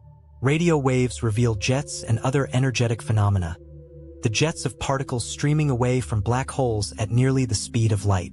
Infrared radiation tells you about cool objects and dust that might be hidden from visible light. Ultraviolet radiation tells you about hot stars. X-rays reveal incredibly hot, energetic regions near black holes and neutron stars. Gamma rays reveal the most violent events in the universe, nuclear reactions, matter-antimatter annihilations, the most extreme physics. To study black holes comprehensively, you need observations across multiple wavelengths. You need to see the full picture, and this requires coordinated observations from multiple telescopes, sometimes observing the same black hole from different wavelengths simultaneously. Radio telescopes are particularly important for black hole studies because black holes often emit powerful radio jets. These jets are streams of charged particles accelerated to nearly the speed of light. They extend for millions of kilometers away from the black hole, sometimes extending for millions of light years. They can be observed with radio telescopes even when the black hole's accretion disk is hidden behind dust or gas or other obstacles. One particularly powerful tool is the Event Horizon Telescope, or EHT. Despite its name, the EHT isn't a single telescope. It's a global network of radio telescopes working in concert. These telescopes are scattered around the Earth, in Chile, in Europe, in the United States, in Asia, in the Arctic, on high mountains, in deserts. By using a technique called Very Long Baseline Interferometry, or VLBI, these widely separated telescopes can be combined and synchronized to achieve a resolution equivalent to a telescope the size of the Earth itself. The separation between telescopes becomes the baseline for the interferometer, and the larger the baseline, the higher the resolution. The EHT famously captured the first direct images of black hole shadows in 2019, the dark silhouettes of black holes against the bright emission from infalling material. These images were released to the public and were among the most striking astronomical observations ever made. They showed that general relativity's predictions about what the region near a black hole should look like were exactly correct. The shadow had the size and shape that Einstein's theory predicted. It was a triumph of observational astronomy and a confirmation of a century of theoretical work. But the EHT can do more than just take pictures. It can detect subtle variations in radio radiation. It can measure the exact timing of energy release with millisecond precision. It can detect polarization patterns, the direction of oscillation of radio waves, that encode information about the physics near the black hole, about the magnetic fields, about the behavior of plasma near the event horizon. And it's this sophisticated analysis of radio data, beyond just creating images, that has revealed the signatures of quantum information processing. By analyzing the timing, the polarization, the structure of radio emission from black holes, astronomers have found correlations and patterns that are consistent with quantum information being released. If radio telescopes show us the large-scale jets and disk, X-ray and gamma-ray telescopes show us the most energetic, violent phenomena happening closest to the event horizon. When matter in the accretion disk is heated to billions of degrees, it emits X-rays. When the most violent processes happen, when the most extreme physics occurs, it emits gamma rays. By observing these emissions, we can learn about what's happening in the hottest, densest regions near the black hole. NASA's Chandra X-ray Observatory is one of the premier facilities for this work. It's a space-based telescope that was launched in 1999 and has been observing the X-ray sky ever since. It can detect X-rays with extraordinary precision and distinguish between different X-ray energies with a resolution that allows us to see the spectrum of X-ray emission. Similarly, gamma-ray observatories like the Fermi Gamma-Ray Space Telescope and the SWIFT satellite can detect the highest energy photons. Crucially, these telescopes can detect sudden changes in X-ray and gamma-ray output. When a black hole explodes, when a sudden burst of energy is released, these telescopes can measure the energy of the radiation, the timing of the burst, the spectrum of the radiation across different energies. And that information is crucial for understanding what's happening. The data from X-ray and gamma-ray observations during black hole explosion events shows patterns that are distinctive and reproducible. There are sudden increases in intensity. The intensity rises and falls in ways that reveal underlying structure. The spectrum changes during the explosion. All of these features are consistent with what theorists predict should happen if quantum information is being released. Infrared telescopes provide a view that's complementary to X-ray and radio observations. They can see through dust that would block optical light. They can detect heat signatures from material that's been heated to millions of degrees but hasn't quite reached the temperatures needed to emit X-rays.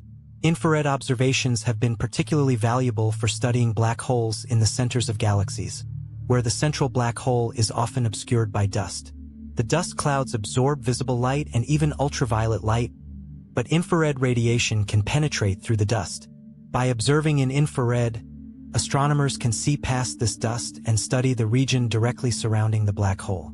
Modern infrared observatories like the Keck telescope in Hawaii and the Very Large Telescope in Chile are capable of observing black holes and measuring their properties in the infrared.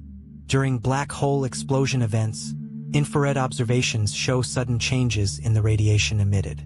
The energy output increases, the spectrum changes, and these changes provide additional clues about what's happening at the quantum level. And then there are gravitational waves. This is a newer observational technique, but one that's been absolutely crucial for recent discoveries. When massive objects accelerate, they emit ripples in spacetime. Einstein predicted these gravitational waves, but they're so faint and difficult to detect that they weren't directly observed until 2015. Gravitational waves are detected using laser interferometers, devices that split a laser beam into two paths, let the paths travel down perpendicular arms, and then recombine them. If a gravitational wave passes through, it slightly stretches one arm and compresses the other, causing a tiny difference in the path lengths. This difference shows up as a change in the interference pattern when the beams are recombined. The LIGO and Virgo facilities are laser interferometers of this type. They can detect the incredibly tiny distortions in spacetime caused by passing gravitational waves, distortions on the order of a trillionth of a meter, smaller than the size of an atomic nucleus, yet detectable by these incredibly sensitive instruments. When two black holes merge, they emit gravitational waves. These waves carry information about the masses of the black holes, their spins, and the geometry of the merger. Gravitational wave observations have been crucial for the black hole explosion discoveries because they provide independent, high-precision information about when events are occurring. They tell us exactly when a merger is happening or when some other violent event is taking place.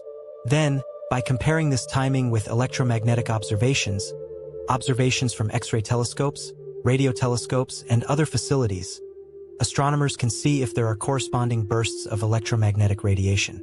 And indeed, that's what they've found. When mergers occur, there are often corresponding bursts of electromagnetic radiation. These bursts contain the signatures of quantum information processing. The timing matches. The energy release correlates with the gravitational wave signal. With all these observations coming in from multiple telescopes, The challenge becomes how to analyze the data and extract meaningful signals. The raw data streams are enormous. A single observation with a modern X-ray observatory can generate gigabytes of data. A single night of observations with a radio telescope can generate terabytes. Combine observations from dozens of facilities over years, and you're dealing with datasets in the petabyte range. More data than all the words ever written by humans. Processing, analyzing, and extracting meaningful information from these datasets requires sophisticated computational techniques and powerful computers. Supercomputers with hundreds of thousands of processor cores working in parallel. Algorithms that are designed to extract signal from noise. In recent years, machine learning has become increasingly important in this process. Scientists train algorithms on simulated data, simulations of what quantum information release should look like based on theoretical predictions, or what conventional accretion should look like based on standard models. Then these algorithms are applied to real observational data to identify patterns. It's similar conceptually to how facial recognition works. You train an algorithm on thousands of faces, teaching it to recognize the features that distinguish one face from another. Then you can apply that algorithm to new images and identify faces you've never seen before. Similarly, by training on simulations of quantum information signatures, neural networks and other machine learning algorithms can identify these signatures in noisy observational data from black holes.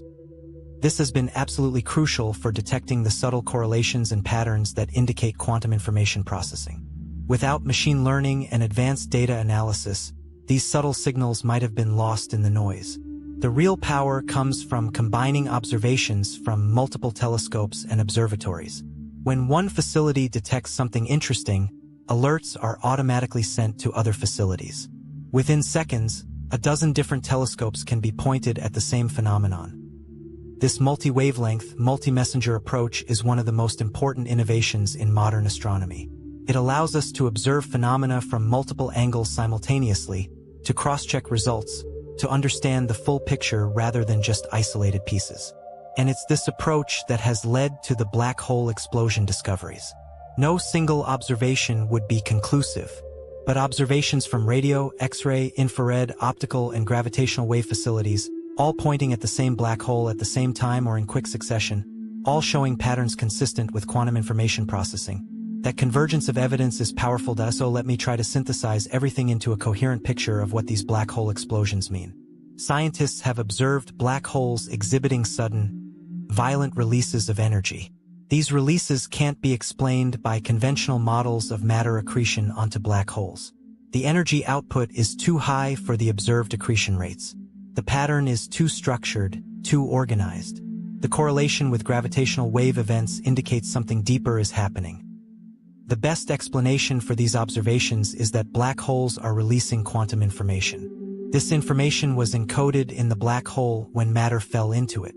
The black hole has been processing this information, storing it encoded in its structure. And under certain conditions, often when the black hole is consuming lots of matter, or when it's merging with another black hole, or when some other violent event is happening, the black hole releases this information back into the universe in the form of radiation. This resolves the black hole information paradox. Information is not destroyed when it falls into a black hole. It is preserved, transformed, but eventually released. This vindicates quantum mechanics. The universe doesn't lose information. Even in the extreme environment near a black hole's event horizon, even in the most violent phenomena in the universe, information is conserved. This discovery has been made possible by a global effort in observational astronomy. The implications are revolutionary. It suggests that quantum mechanics and general relativity are compatible, that they can be unified in a framework where information is fundamental and spacetime is emergent. It suggests that black holes are not the information destroyers we thought they were, but sophisticated information processors. It suggests that the universe fundamentally operates according to principles of quantum information processing and computation. It suggests that consciousness is not anomalous, that information processing can naturally give rise to conscious experience. It suggests that the universe conserves what matters most: information, meaning, structure. It suggests that existence is fundamentally meaningful. What comes next? Over the next decade or so, we'll see more observations of black hole explosions. Better telescopes, more sophisticated analysis. The observational evidence will either continue to support the quantum information release picture or reveal anomalies that force us to reconsider. Theoretically, physicists will work on developing more complete theories of quantum gravity that are consistent with these observations. They'll work on understanding how information is encoded in black holes, how it's processed, how it's released. They'll work on connecting quantum gravity to other areas of physics. Eventually, decades or centuries from now, we might develop technology based on these principles. We might build quantum computers that harness principles similar to those black holes use. We might develop ways to engineer spacetime. We might achieve other technological wonders. And in the far future, perhaps humanity or its descendants will understand the universe deeply enough to influence its future evolution in conscious ways. Perhaps consciousness will spread throughout the cosmos. Perhaps the distinction between technology and nature will blur as we learn to work with the fundamental principles that the universe uses to create and transform reality. But all of that is speculation. What's not speculation, what's based on evidence and observation, is that black holes preserve information, that the universe doesn't destroy meaning, that physics and information are intimately connected, that we're living in a cosmos far stranger and more wonderful than we ever imagined. So here's where we land. You've probably spent most of your life thinking that the universe operates according to relatively straightforward rules. Things burn out. Matter gets scattered. Information gets lost. And when something crosses the event horizon of a black hole, it's gone. Forever. Completely erased from existence. But we've just discovered that assumption was wrong. Black holes don't destroy. They preserve. They process. They're not the ultimate garbage disposals of the cosmos, the places where information goes to die. They're something far more sophisticated, far more subtle. They're quantum information processors operating at cosmic scales. And when black holes explode, when they release sudden bursts of energy, what's happening is that information is being returned to the universe. Information that fell into the black hole years or decades ago is being transformed and released. The universe is proving, in a way that's visible and measurable across billions of light years, that meaning is conserved, that information persists, that the cosmos is fundamentally meaningful. That changes everything about how we understand reality. It changes our understanding of physics. It changes our understanding of consciousness and free will. It changes our understanding of the future and what might be possible. It changes what it means to exist in a universe that operates according to these principles. And the only reason we figured this out is because we looked, because we asked questions, because we built instruments sensitive enough to see it, because we did what humans do at our best. We noticed something strange and followed it wherever it led, even when it contradicted our assumptions and forced us to reimagine how the universe works. That's science. That's how you discover that reality is far stranger and more wonderful than you imagined. And that's why this matters. Because in a cosmos where information is preserved, where black holes are sophisticated quantum systems, where space-time itself is emergent from information, where the universe is fundamentally meaningful, in such a cosmos the possibilities are literally infinite. We're only limited by our understanding and our imagination. We just found one more piece of evidence that we're living in exactly that kind of cosmos. The work continues. The observations will get better. The understanding will deepen. Equipment will be built. Experiments will be conducted. Data will be analyzed. Theory will evolve. And somewhere down the line, something we're not even thinking about right now will emerge from these discoveries. Something revolutionary. Something that will make us rethink what it means to be conscious, what it means to create, what it means to exist in a meaningful universe. But for now, we know this much. Black holes explode. The universe preserves information. Reality is fundamentally meaningful. And physics will never be the same. That's the story. That's the headline. That's what changes everything. Welcome to the next revolution in human understanding. We're just getting started.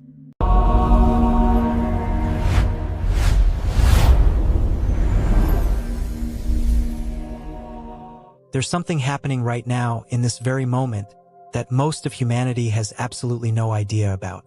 93 million miles above our heads, the sun. That seemingly quiet, eternal furnace we see every single day, just unleashed one of the most violent outbursts of energy it's produced in living memory. And what makes this event absolutely extraordinary is that it exceeded every prediction, every model, every expectation that our best scientists had prepared for. This is the story of the solar radiation storm that broke all the records. This is a story about cosmic violence, about the delicate systems protecting us, and about what happens when the universe decides to remind us just how small we really are. Let me take you back to the moment it started. On the surface of the sun, in a region called an active region, magnetic fields had been building pressure for days. Imagine these magnetic fields like coiled springs, getting tighter and tighter, storing more and more energy with each passing hour. The sun's atmosphere, the corona, was twisted and contorted into impossible shapes. Plasma, that fourth state of matter, hotter than the surface of the sun itself, was being held in place by these magnetic field lines, like invisible ropes restraining an unimaginable force. But here's the thing about pressure. It always seeks release. And when the sun's magnetic field finally reached its breaking point, what happened next was utterly catastrophic. A solar flare erupted. Not just any flare, but an X-class flare, one of the most powerful categories possible. In just 10 minutes, this flare released more energy than all of human civilization uses in an entire year. Think about that for a second. All the electricity flowing through our power grids right now, all the gas burning in our vehicles, all the coal consumed in power plants around the world, all the oil refined into fuel, all the nuclear reactors splitting atoms, all of that combined, for a full year, equals what the sun released in 10 minutes. That's the sheer magnitude we're talking about. The temperature in the flare region skyrocketed to millions of degrees. Atoms were torn apart. Electrons were stripped from their nuclei. The bonds holding matter together were violated. X-rays and gamma rays flooded outward at the speed of light, carrying energy that would make nuclear weapons look like firecrackers by comparison. But that flare was just the opening act. The real event was what came next. A coronal mass ejection, a CME, blasted outward from the sun billions upon billions of tons of plasma, superheated, magnetically charged particles, accelerated to speeds exceeding 2,000 miles per second. That's not a typo. 2,000 miles per second. If you traveled at that speed, you could reach the moon in 6 seconds. You could circle the entire Earth in about 9 seconds. You could travel from New York to Los Angeles in less than a second. At that velocity, the plasma ejected from the sun tore through the solar wind like a knife through butter, carving out a shock wave as it went, creating a bubble of intense disturbance that expanded outward at nearly the speed of a nuclear explosion. The particles in this CME weren't all traveling at the same speed. The cloud had structure. The fastest particles at the front of the wave were moving at relativistic speeds. That is, speeds where Einstein's special relativity becomes important. The effects of time dilation, length contraction, and the increase of relativistic mass all became significant. Some particles were traveling at 90% the speed of light. Some were faster. These weren't just particles anymore. They were projectiles with cosmic-scale energy, capable of penetrating matter that would normally stop radiation dead in its tracks. Scientists measured proton energies reaching into the hundreds of millions of electron volts. To put that in perspective, the most powerful particle accelerator humans have ever built, the Large Hadron Collider at CERN in Switzerland, accelerates particles to energies in the tera-electronvolt range. But the sun was doing this acceleration naturally, with no technology, no massive infrastructure, just the raw power of its magnetic field and the kinetic energy of the explosion. The sun was, in essence, running a particle accelerator billions of times more powerful than anything humanity has built, and it was doing it without even trying. Now, here's where the story gets absolutely critical for understanding why this event was so unusual and so dangerous. The sun's magnetic field wraps around the entire solar system. The solar wind, a constant stream of particles emanating from the sun, carries this magnetic field outward, creating what we call the interplanetary magnetic field. Normally, this field is relatively weak and benign. It protects us from galactic cosmic rays, those high-energy particles that come from somewhere else in the universe, but it doesn't significantly disrupt our technology or endanger our lives. However, when a CME occurs, everything changes. It carries with it an intense magnetic field, far more powerful than the background field. The field lines in the ejected plasma are so tangled and intense that they form what's called a magnetic cloud. Inside this cloud, the magnetic field strength can be 20 times stronger than the normal interplanetary field. This intense, turbulent magnetic field drives the acceleration of particles to those extraordinary speeds. The particles are accelerated by the shock wave riding in front of the CME. They're accelerated by the magnetic field lines compressed in the ejecta. They're accelerated by secondary shocks and waves that form as the whole structure propagates through space. By the time these particles reach Earth, they've been accelerated through an energy gain that would require the most powerful human-built accelerators on the planet. The Earth received the initial warning first: electromagnetic radiation. The light from the flare reached us in 8 minutes, traveling at 186,000 miles per second. Scientists detected it through X-rays and ultraviolet radiation. The wavelengths of this radiation are incredibly short. X-rays have wavelengths on the scale of atoms. Ultraviolet light, the kind that burns your skin when you spend too long in the sun, is intense beyond anything we experience at the surface. These high-energy photons flooded through space and struck Earth's outer atmosphere. The solar observatories positioned around Earth and in space, SOHO, GOES, the Parker Solar Probe, and others, all simultaneously recorded the event. Within minutes, alerts went out to space agencies, power companies, and communications networks worldwide. Everyone knew something big was coming. The phones started ringing. Emergency response teams mobilized. Forecasters at NOAA's Space Weather Prediction Center in Boulder, Colorado, immediately issued the highest alert level. But they didn't know just how big this was going to be. The models and predictions, based on historical data and theoretical understanding, suggested a severe event. Everyone braced for impact, but the actual impact would exceed all expectations. The shock wave associated with the CME, traveling at several thousand kilometers per second, reached Earth's magnetosphere in about 3 hours. Scientists and space weather forecasters watched the data in real time, their eyes glued to their monitors. As the instruments showed readings climbing higher and higher, it was like watching a line on a graph that keeps going up, higher than expected, higher than predicted, higher than anything in the recent historical record. Measurements of particle flux, the number of energetic particles arriving per unit area per unit time, started increasing exponentially. The radiation environment in near-Earth space was ramping up, and the graphs showing the increases looked almost like hockey sticks, angling sharply upward with a steepness that was genuinely alarming. Then it happened. The numbers kept climbing. They went higher than anyone expected, higher than the models said was possible. The instruments showed particle fluxes reaching levels that the models said should only occur, statistically, maybe once every 100 years. Maybe once every 1,000 years. Some measurements suggested this might be a once-in-several-thousand-years event. The scientists must have looked at their screens in genuine disbelief. They rechecked the data. They verified the instruments were working properly. They compared readings from multiple independent satellite instruments to make sure they weren't looking at instrument error. The readings were real. This event was actually happening, and it was worse than expected. Here's what you need to understand about radiation storms in deep space. The radiation environment in near-Earth space is measured in proton flux units, essentially counting how many high-energy protons are hitting a particular area.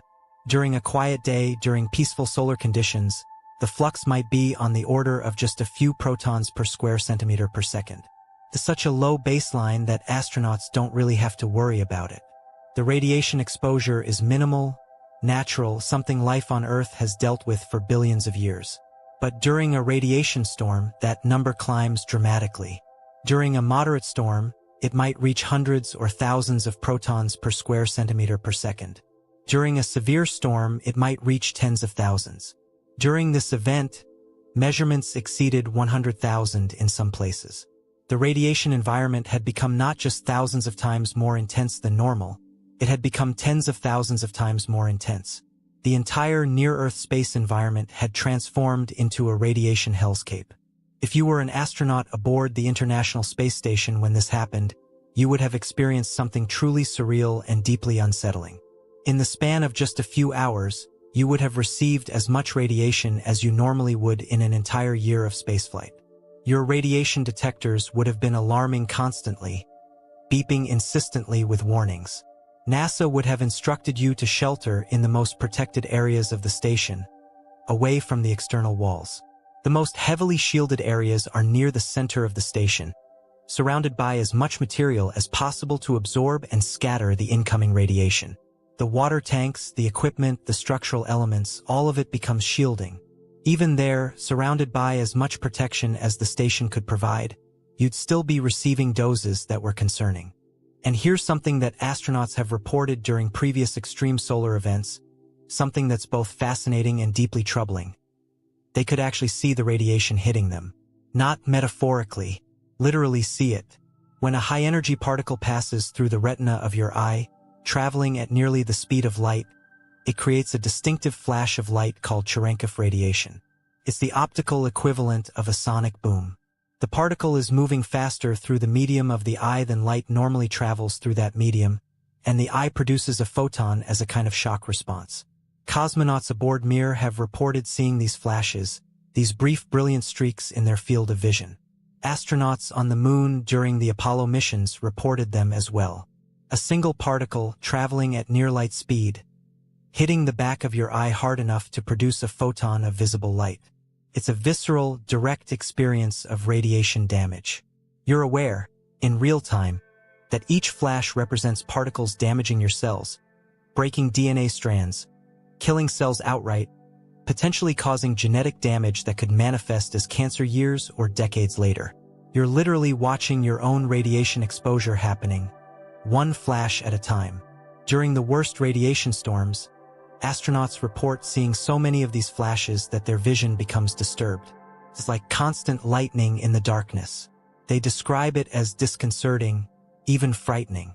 Imagine floating in space, surrounded by the most advanced protective equipment humanity could design, and still feeling the constant bombardment of subatomic particles, seeing them hit your eyes, knowing that even with all your protection, you're being damaged at the cellular level. The danger wasn't just to astronauts, though. Satellites orbiting Earth suddenly found themselves in an extraordinarily hostile environment. The delicate microelectronics that make modern satellites function were exposed to a particle bombardment of unprecedented intensity. Every transistor, every capacitor, every logic gate in every computer on every satellite was being bombarded by high-energy particles. For many satellites, this was an engineer's absolute nightmare scenario, the kind of worst-case event that keeps them awake at night. Each high-energy proton that hit a sensitive electronic component could cause what's called a single event upset, or SEU. Here's how it works. A particle comes screaming through space at near light speed. It hits a transistor, a component so small that it's measured in nanometers. The transistor is basically a gate that either lets current flow or blocks it. An electrical signal passing through a transistor represents either a 0 or a 1 in the language of computers. The transistor is a container for information. When a high-energy proton hits the transistor, it creates a cascade of secondary particles. Electrons are knocked loose. Charge builds up. The state of the transistor flips. A 0 becomes a 1, or a 1 becomes a 0. That single-bit flip might be meaningless. It might occur in some chunk of unused memory. Or it might be catastrophic. It might occur in the bit that tells the satellite's orientation which way is up. It might occur in the bit that controls the transmission power. It might occur in the bit that tells a critical safety system to activate. A single bit flip in the wrong place can cause a satellite to malfunction. GPS satellites, which billions of people around the world depend on every single day for navigation, started experiencing degradation. The constellation of GPS satellites orbits Earth, constantly broadcasting timing signals. A receiver on the ground, your smartphone, your car's navigation system, a surveyor's equipment, picks up signals from multiple satellites. By measuring the time it takes for signals to arrive, the receiver calculates its position. The system is staggeringly precise. Modern GPS can know your location to within a few meters. But during the radiation storm, the electronics in the GPS satellites started to malfunction. The atomic clocks that keep precise time began drifting slightly. The transmitters that broadcast the timing signals became less stable. The data being transmitted became corrupted. The accuracy that people take for granted, that ability to know your location to within a few meters, suddenly became less reliable. In some places, GPS accuracy degraded to tens of meters. For civilians, it wasn't a total loss. The system still worked, but it was noticeable. For military applications, for precision agriculture, for financial transactions that rely on GPS timing signals to synchronize computers across the world, for airline navigation, it was significantly more serious. Communications satellites experienced similar issues. A communications satellite is essentially a giant transponder in the sky. It receives a signal from one ground station and retransmits it to another. The signal passes through amplifiers and processing electronics. During the radiation storm, errors in this processing increased. The modulation of the signal, the way information is encoded onto the radio wave, became less stable. Voice signals became noisier, as if someone was listening to a radio broadcast during a thunderstorm. Data transmission became less reliable. Packets of digital information would arrive corrupted. Error correction codes could fix some of the corruption, but during the peak of the storm, the error rate exceeded the correction capability. In some cases, satellite operators proactively reduced their data rates. Instead of transmitting high-definition video, they transmitted standard definition. Instead of transmitting multiple simultaneous calls, they transmitted one. They reduced the quality of service to reduce the impact of radiation-induced errors. It's like a doctor saying to a patient, "We're going to reduce the medication dosage because the side effects are too severe." The satellite operators were essentially asking for less demand on their systems so that the systems could continue to function. Weather satellites, those massive instruments that observe clouds and storms and produce the data that goes into weather forecasts, started showing degradation. The instruments that measure temperature in the atmosphere became less accurate. The instruments that observe wind patterns became less stable. The data streaming from these satellites, data that meteorologists around the world depend on to make weather forecasts, became less reliable. Weather forecasters had to work with degraded data. The uncertainty in their forecasts increased. In some regions, it became noticeably harder to make accurate short-term weather predictions. The economic implications started cascading almost immediately. The loss of GPS accuracy affected agriculture. Farmers using GPS-guided tractors, systems that can plant seeds with meter-level precision, had to switch to less precise guidance. Yields in precision agriculture depend on knowing exactly where to plant and where to apply fertilizer. The degraded GPS accuracy meant less efficient farming. Over the course of a growing season, this adds up to real losses. Airlines flying polar routes, the efficient paths that go over the North Pole on long-distance international flights between North America and Asia, had to make decisions about whether to continue operations or reroute flights. These routes naturally expose crews and passengers to more cosmic radiation because they fly over a region where the magnetosphere is thinner, more porous. The protective bubble of Earth's magnetic field is weaker near the poles. Add in a severe solar radiation storm, and the radiation doses climb significantly. Most airlines continued operations but monitored doses carefully. Flight crews wore radiation dosimeters to track exposure. Dispatchers calculated the radiation dose for each route and made decisions about whether to fly or divert. Some flights were rerouted around the poles, adding hours to the flight time but reducing radiation exposure. The crews received additional radiation exposure during this event. Nothing immediately dangerous, but enough to be concerning for people who fly these routes regularly. Pilots and flight attendants working polar routes accumulate radiation doses over their careers that are higher than the general population.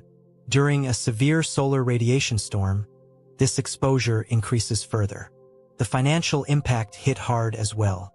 Airlines flying longer routes, the ones that require polar navigation to be fuel efficient, were losing money on every flight that had to be rerouted. GPS-dependent industries, delivery companies, precision agriculture, surveying, and construction all experienced losses as the quality of their primary navigation system degraded. It was a pervasive economic impact, not concentrated in one sector but distributed across multiple industries. No single catastrophic failure, but many small failures adding up. The power industry was on high alert. Everyone was thinking about 1989. That was the year that a solar geomagnetic storm knocked out power to the entire province of Quebec, affecting 6 million people. The transformer that steps voltage down from high-power transmission lines to usable levels for homes and businesses are massive pieces of equipment, each one costing hundreds of thousands of dollars. During a severe geomagnetic storm, the changing magnetic field induces currents in these transformers. These currents flow through the windings, and the resistance in the windings causes heating. Multiple transformers were hit by induced currents from the magnetic disturbance. Several of them failed simultaneously. The power system couldn't handle the load redistributed away from the failed transformers. Protective systems kicked in automatically, disconnecting sections of the grid. The whole grid in Quebec collapsed. Power was out across the province. Hospitals ran on backup generators. Subways shut down. Traffic lights stopped working. Office buildings went dark. It was the middle of winter in Canada. People were worried about heating. Businesses lost enormous amounts of money. It took 9 hours to restore power, but during those 9 hours, the disruption was complete and severe. And that was just one province. The 1989 event was a wake-up call for the entire power industry. The power companies learned from that event. They've implemented monitoring systems. They watch the solar activity and the state of Earth's magnetosphere in real time. Satellites monitor the interplanetary magnetic field. Ground stations measure the Earth's magnetic field. When a solar storm is detected and heading toward Earth, the power companies receive warnings. During a severe solar storm, they can take preemptive measures. They can reduce loads on vulnerable sections of the grid. They can disconnect large equipment that might be damaged. Disconnecting a power plant that produces a gigawatt of electricity, temporarily losing that generation capacity, but saving the transformer from being destroyed. It's triage, essentially. You're making the difficult choice between a known harm, losing power generation temporarily, and a potential greater harm, destroying a critical transformer and losing power for months. It's not perfect. A truly catastrophic storm could still cause massive damage, but it's better than being caught completely unprepared. It's the difference between disaster and crisis management. During this recent radiation storm, power companies around the world were essentially in crisis management mode. Teams were standing by in control rooms, watching data streams, ready to make emergency decisions. Some power grids reduced their load. Some disconnected equipment. The situation was serious enough that it was making national news. Network broadcasts interrupted regular programming to report on the solar storm. News anchors explained to viewers that a solar event was happening and that power companies were taking measures to protect the grid. The general public, going about their daily lives, started noticing. They saw news reports. They checked social media and found discussions about the solar storm. Some people felt a sense of unease. What if the power goes out? What if we can't charge our phones? What if the internet goes down? For a brief moment, thousands of people became aware of how dependent our civilization is on reliable electrical power and how vulnerable that power system is to cosmic hazards. Yet despite all this, the lights stayed on for most people. The system held. The infrastructure that humans have built, while certainly vulnerable, proved resilient enough to weather this particular storm. But that doesn't mean we're safe. It means we were lucky. It means the storm was severe, but not quite severe enough to overwhelm the protections that were in place. It means this particular storm, while record-breaking in the modern era, still wasn't quite the absolute worst-case scenario that scientists calculate is theoretically possible. Scientists use mathematical models to estimate what a truly catastrophic event would look like. They input the maximum energy flux, the maximum magnetic field strength, and the maximum potential for transformer failure. The consensus is grim. A solar storm just a few times more powerful than this one. Not an unimaginable event, but one that's perhaps 1,000 times less likely than this one, could cause damage to the power grid that would take months or even years to repair. Transformers that are destroyed can't simply be replaced overnight. They're massive, custom-built pieces of equipment. Lead times for replacement transformers are measured in months. If multiple transformers fail simultaneously across a large region, you don't have months of backup transformer capacity sitting around. In some regions, it could take years to fully restore service. Think about what happens when the power goes out completely. You lose lights, obviously, but you also lose refrigeration. Food spoilage accelerates. Meat, dairy products, frozen foods, all of it spoils within days. Grocery stores can't keep their doors open. Within days, food becomes scarce. You lose water treatment. Modern water systems pump water through distribution networks. Without power, water stops flowing. Within hours, water becomes unsafe. You lose sewage treatment. Waste backs up. Sanitation becomes a critical problem. You lose medical facilities. Hospitals have backup generators, and most large hospitals maintain several days to a week of fuel supply for those generators. But if the grid is down for weeks or months, the fuel supplies for those generators run out. The generators stop running. Operating rooms go dark. Life support systems shut down. You lose transportation systems. Modern vehicles depend on electronic systems for everything: fuel injection, ignition timing, transmission control. Electric vehicles obviously can't charge. Even gasoline vehicles that still use internal combustion engines depend on computers to run. Older vehicles without computers would still work, but they're increasingly rare. Without transportation, supply chains collapse. Goods can't be moved from where they're produced to where they're needed. You lose communications. Cell towers are powered by the grid. The internet depends on powered data centers. Without power, you can't call for help. You can't get information. You can't conduct business. The chaos would be immense. In the pre-industrial era, loss of power might have been merely inconvenient. In the modern era, it would be catastrophic. In a modern city, a power outage lasting more than a week is considered an emergency. An outage lasting months would be a disaster that would dwarf natural disasters like hurricanes or earthquakes in terms of economic cost. And here's the sobering part. We could have avoided many of these vulnerabilities. Technology exists to harden power systems against geomagnetic storms. Transformers can be protected by adding surge protective devices that detect and block induced currents. Backup systems can be installed.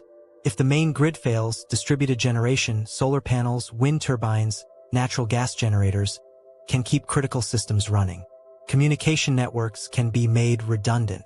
Multiple independent networks so that if one fails, others continue.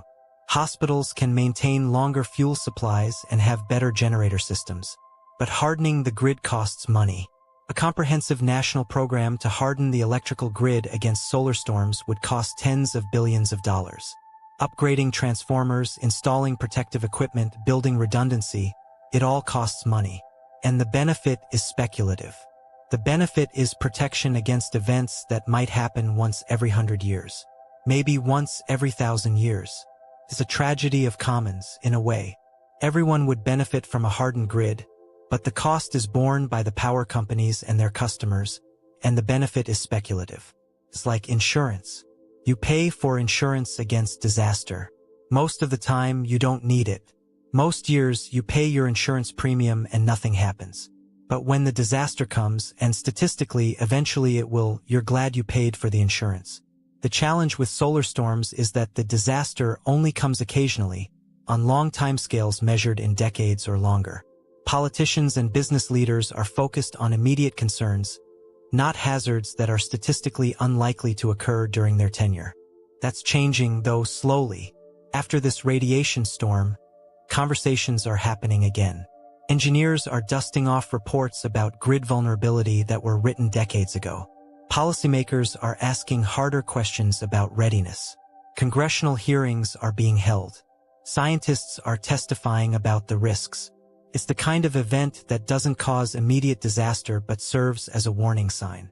It says, look, this is a real risk. We should take it seriously.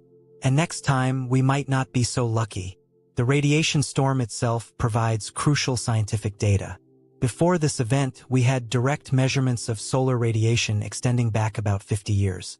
We have satellite data from the beginning of the space age in the 1950s. We know about the severe storms of 1989, 2003, and other notable events. But predictive models are always uncertain, especially when extrapolating beyond the range of direct observations. This event, by surpassing expectations, gave scientists new information about the true limits of solar activity. It pushed the boundary of what we think is possible. The question becomes, how extreme can solar radiation storms actually get? Historically, we have evidence from other sources. Ice cores contain trapped particles called cosmogenic isotopes. When a solar radiation storm hits Earth, it creates additional ionization in the atmosphere, which leads to increased production of isotopes like carbon-14 and beryllium-10. By analyzing ice cores from thousands of years ago, scientists can identify periods when particularly intense radiation storms probably occurred. The evidence suggests that there have been events far more powerful than what we've directly observed in the modern era. The most famous historical event is the Carrington Event of 1859. In early September of that year, astronomers observed an enormous solar flare. It was visible without telescopes, a remarkable rarity. The brightness was so intense that the explosion on the sun could be seen in white light against the bright background of the sun itself. The flare was followed by a global magnetic storm of extraordinary intensity. Aurora displays were visible across the entire Earth, even at the equator. Imagine being at the equator, where the aurora is never normally visible, and seeing brilliant curtains of green and red light dancing across the night sky. It would have been absolutely extraordinary. The telegraph systems, which were the high technology of the day, literally caught fire. Operators reported that their equipment sparked spontaneously. Wires became too hot to touch. In some cases, telegraph batteries were disconnected, yet current continued to flow through the wires, driven by the induced currents from the geomagnetic storm. The wires themselves became conductors of the induced currents. The systems experienced what appeared to be self-powered currents flowing through them, even when they weren't connected to their normal power sources. A system designed to operate on a few volts of direct current was suddenly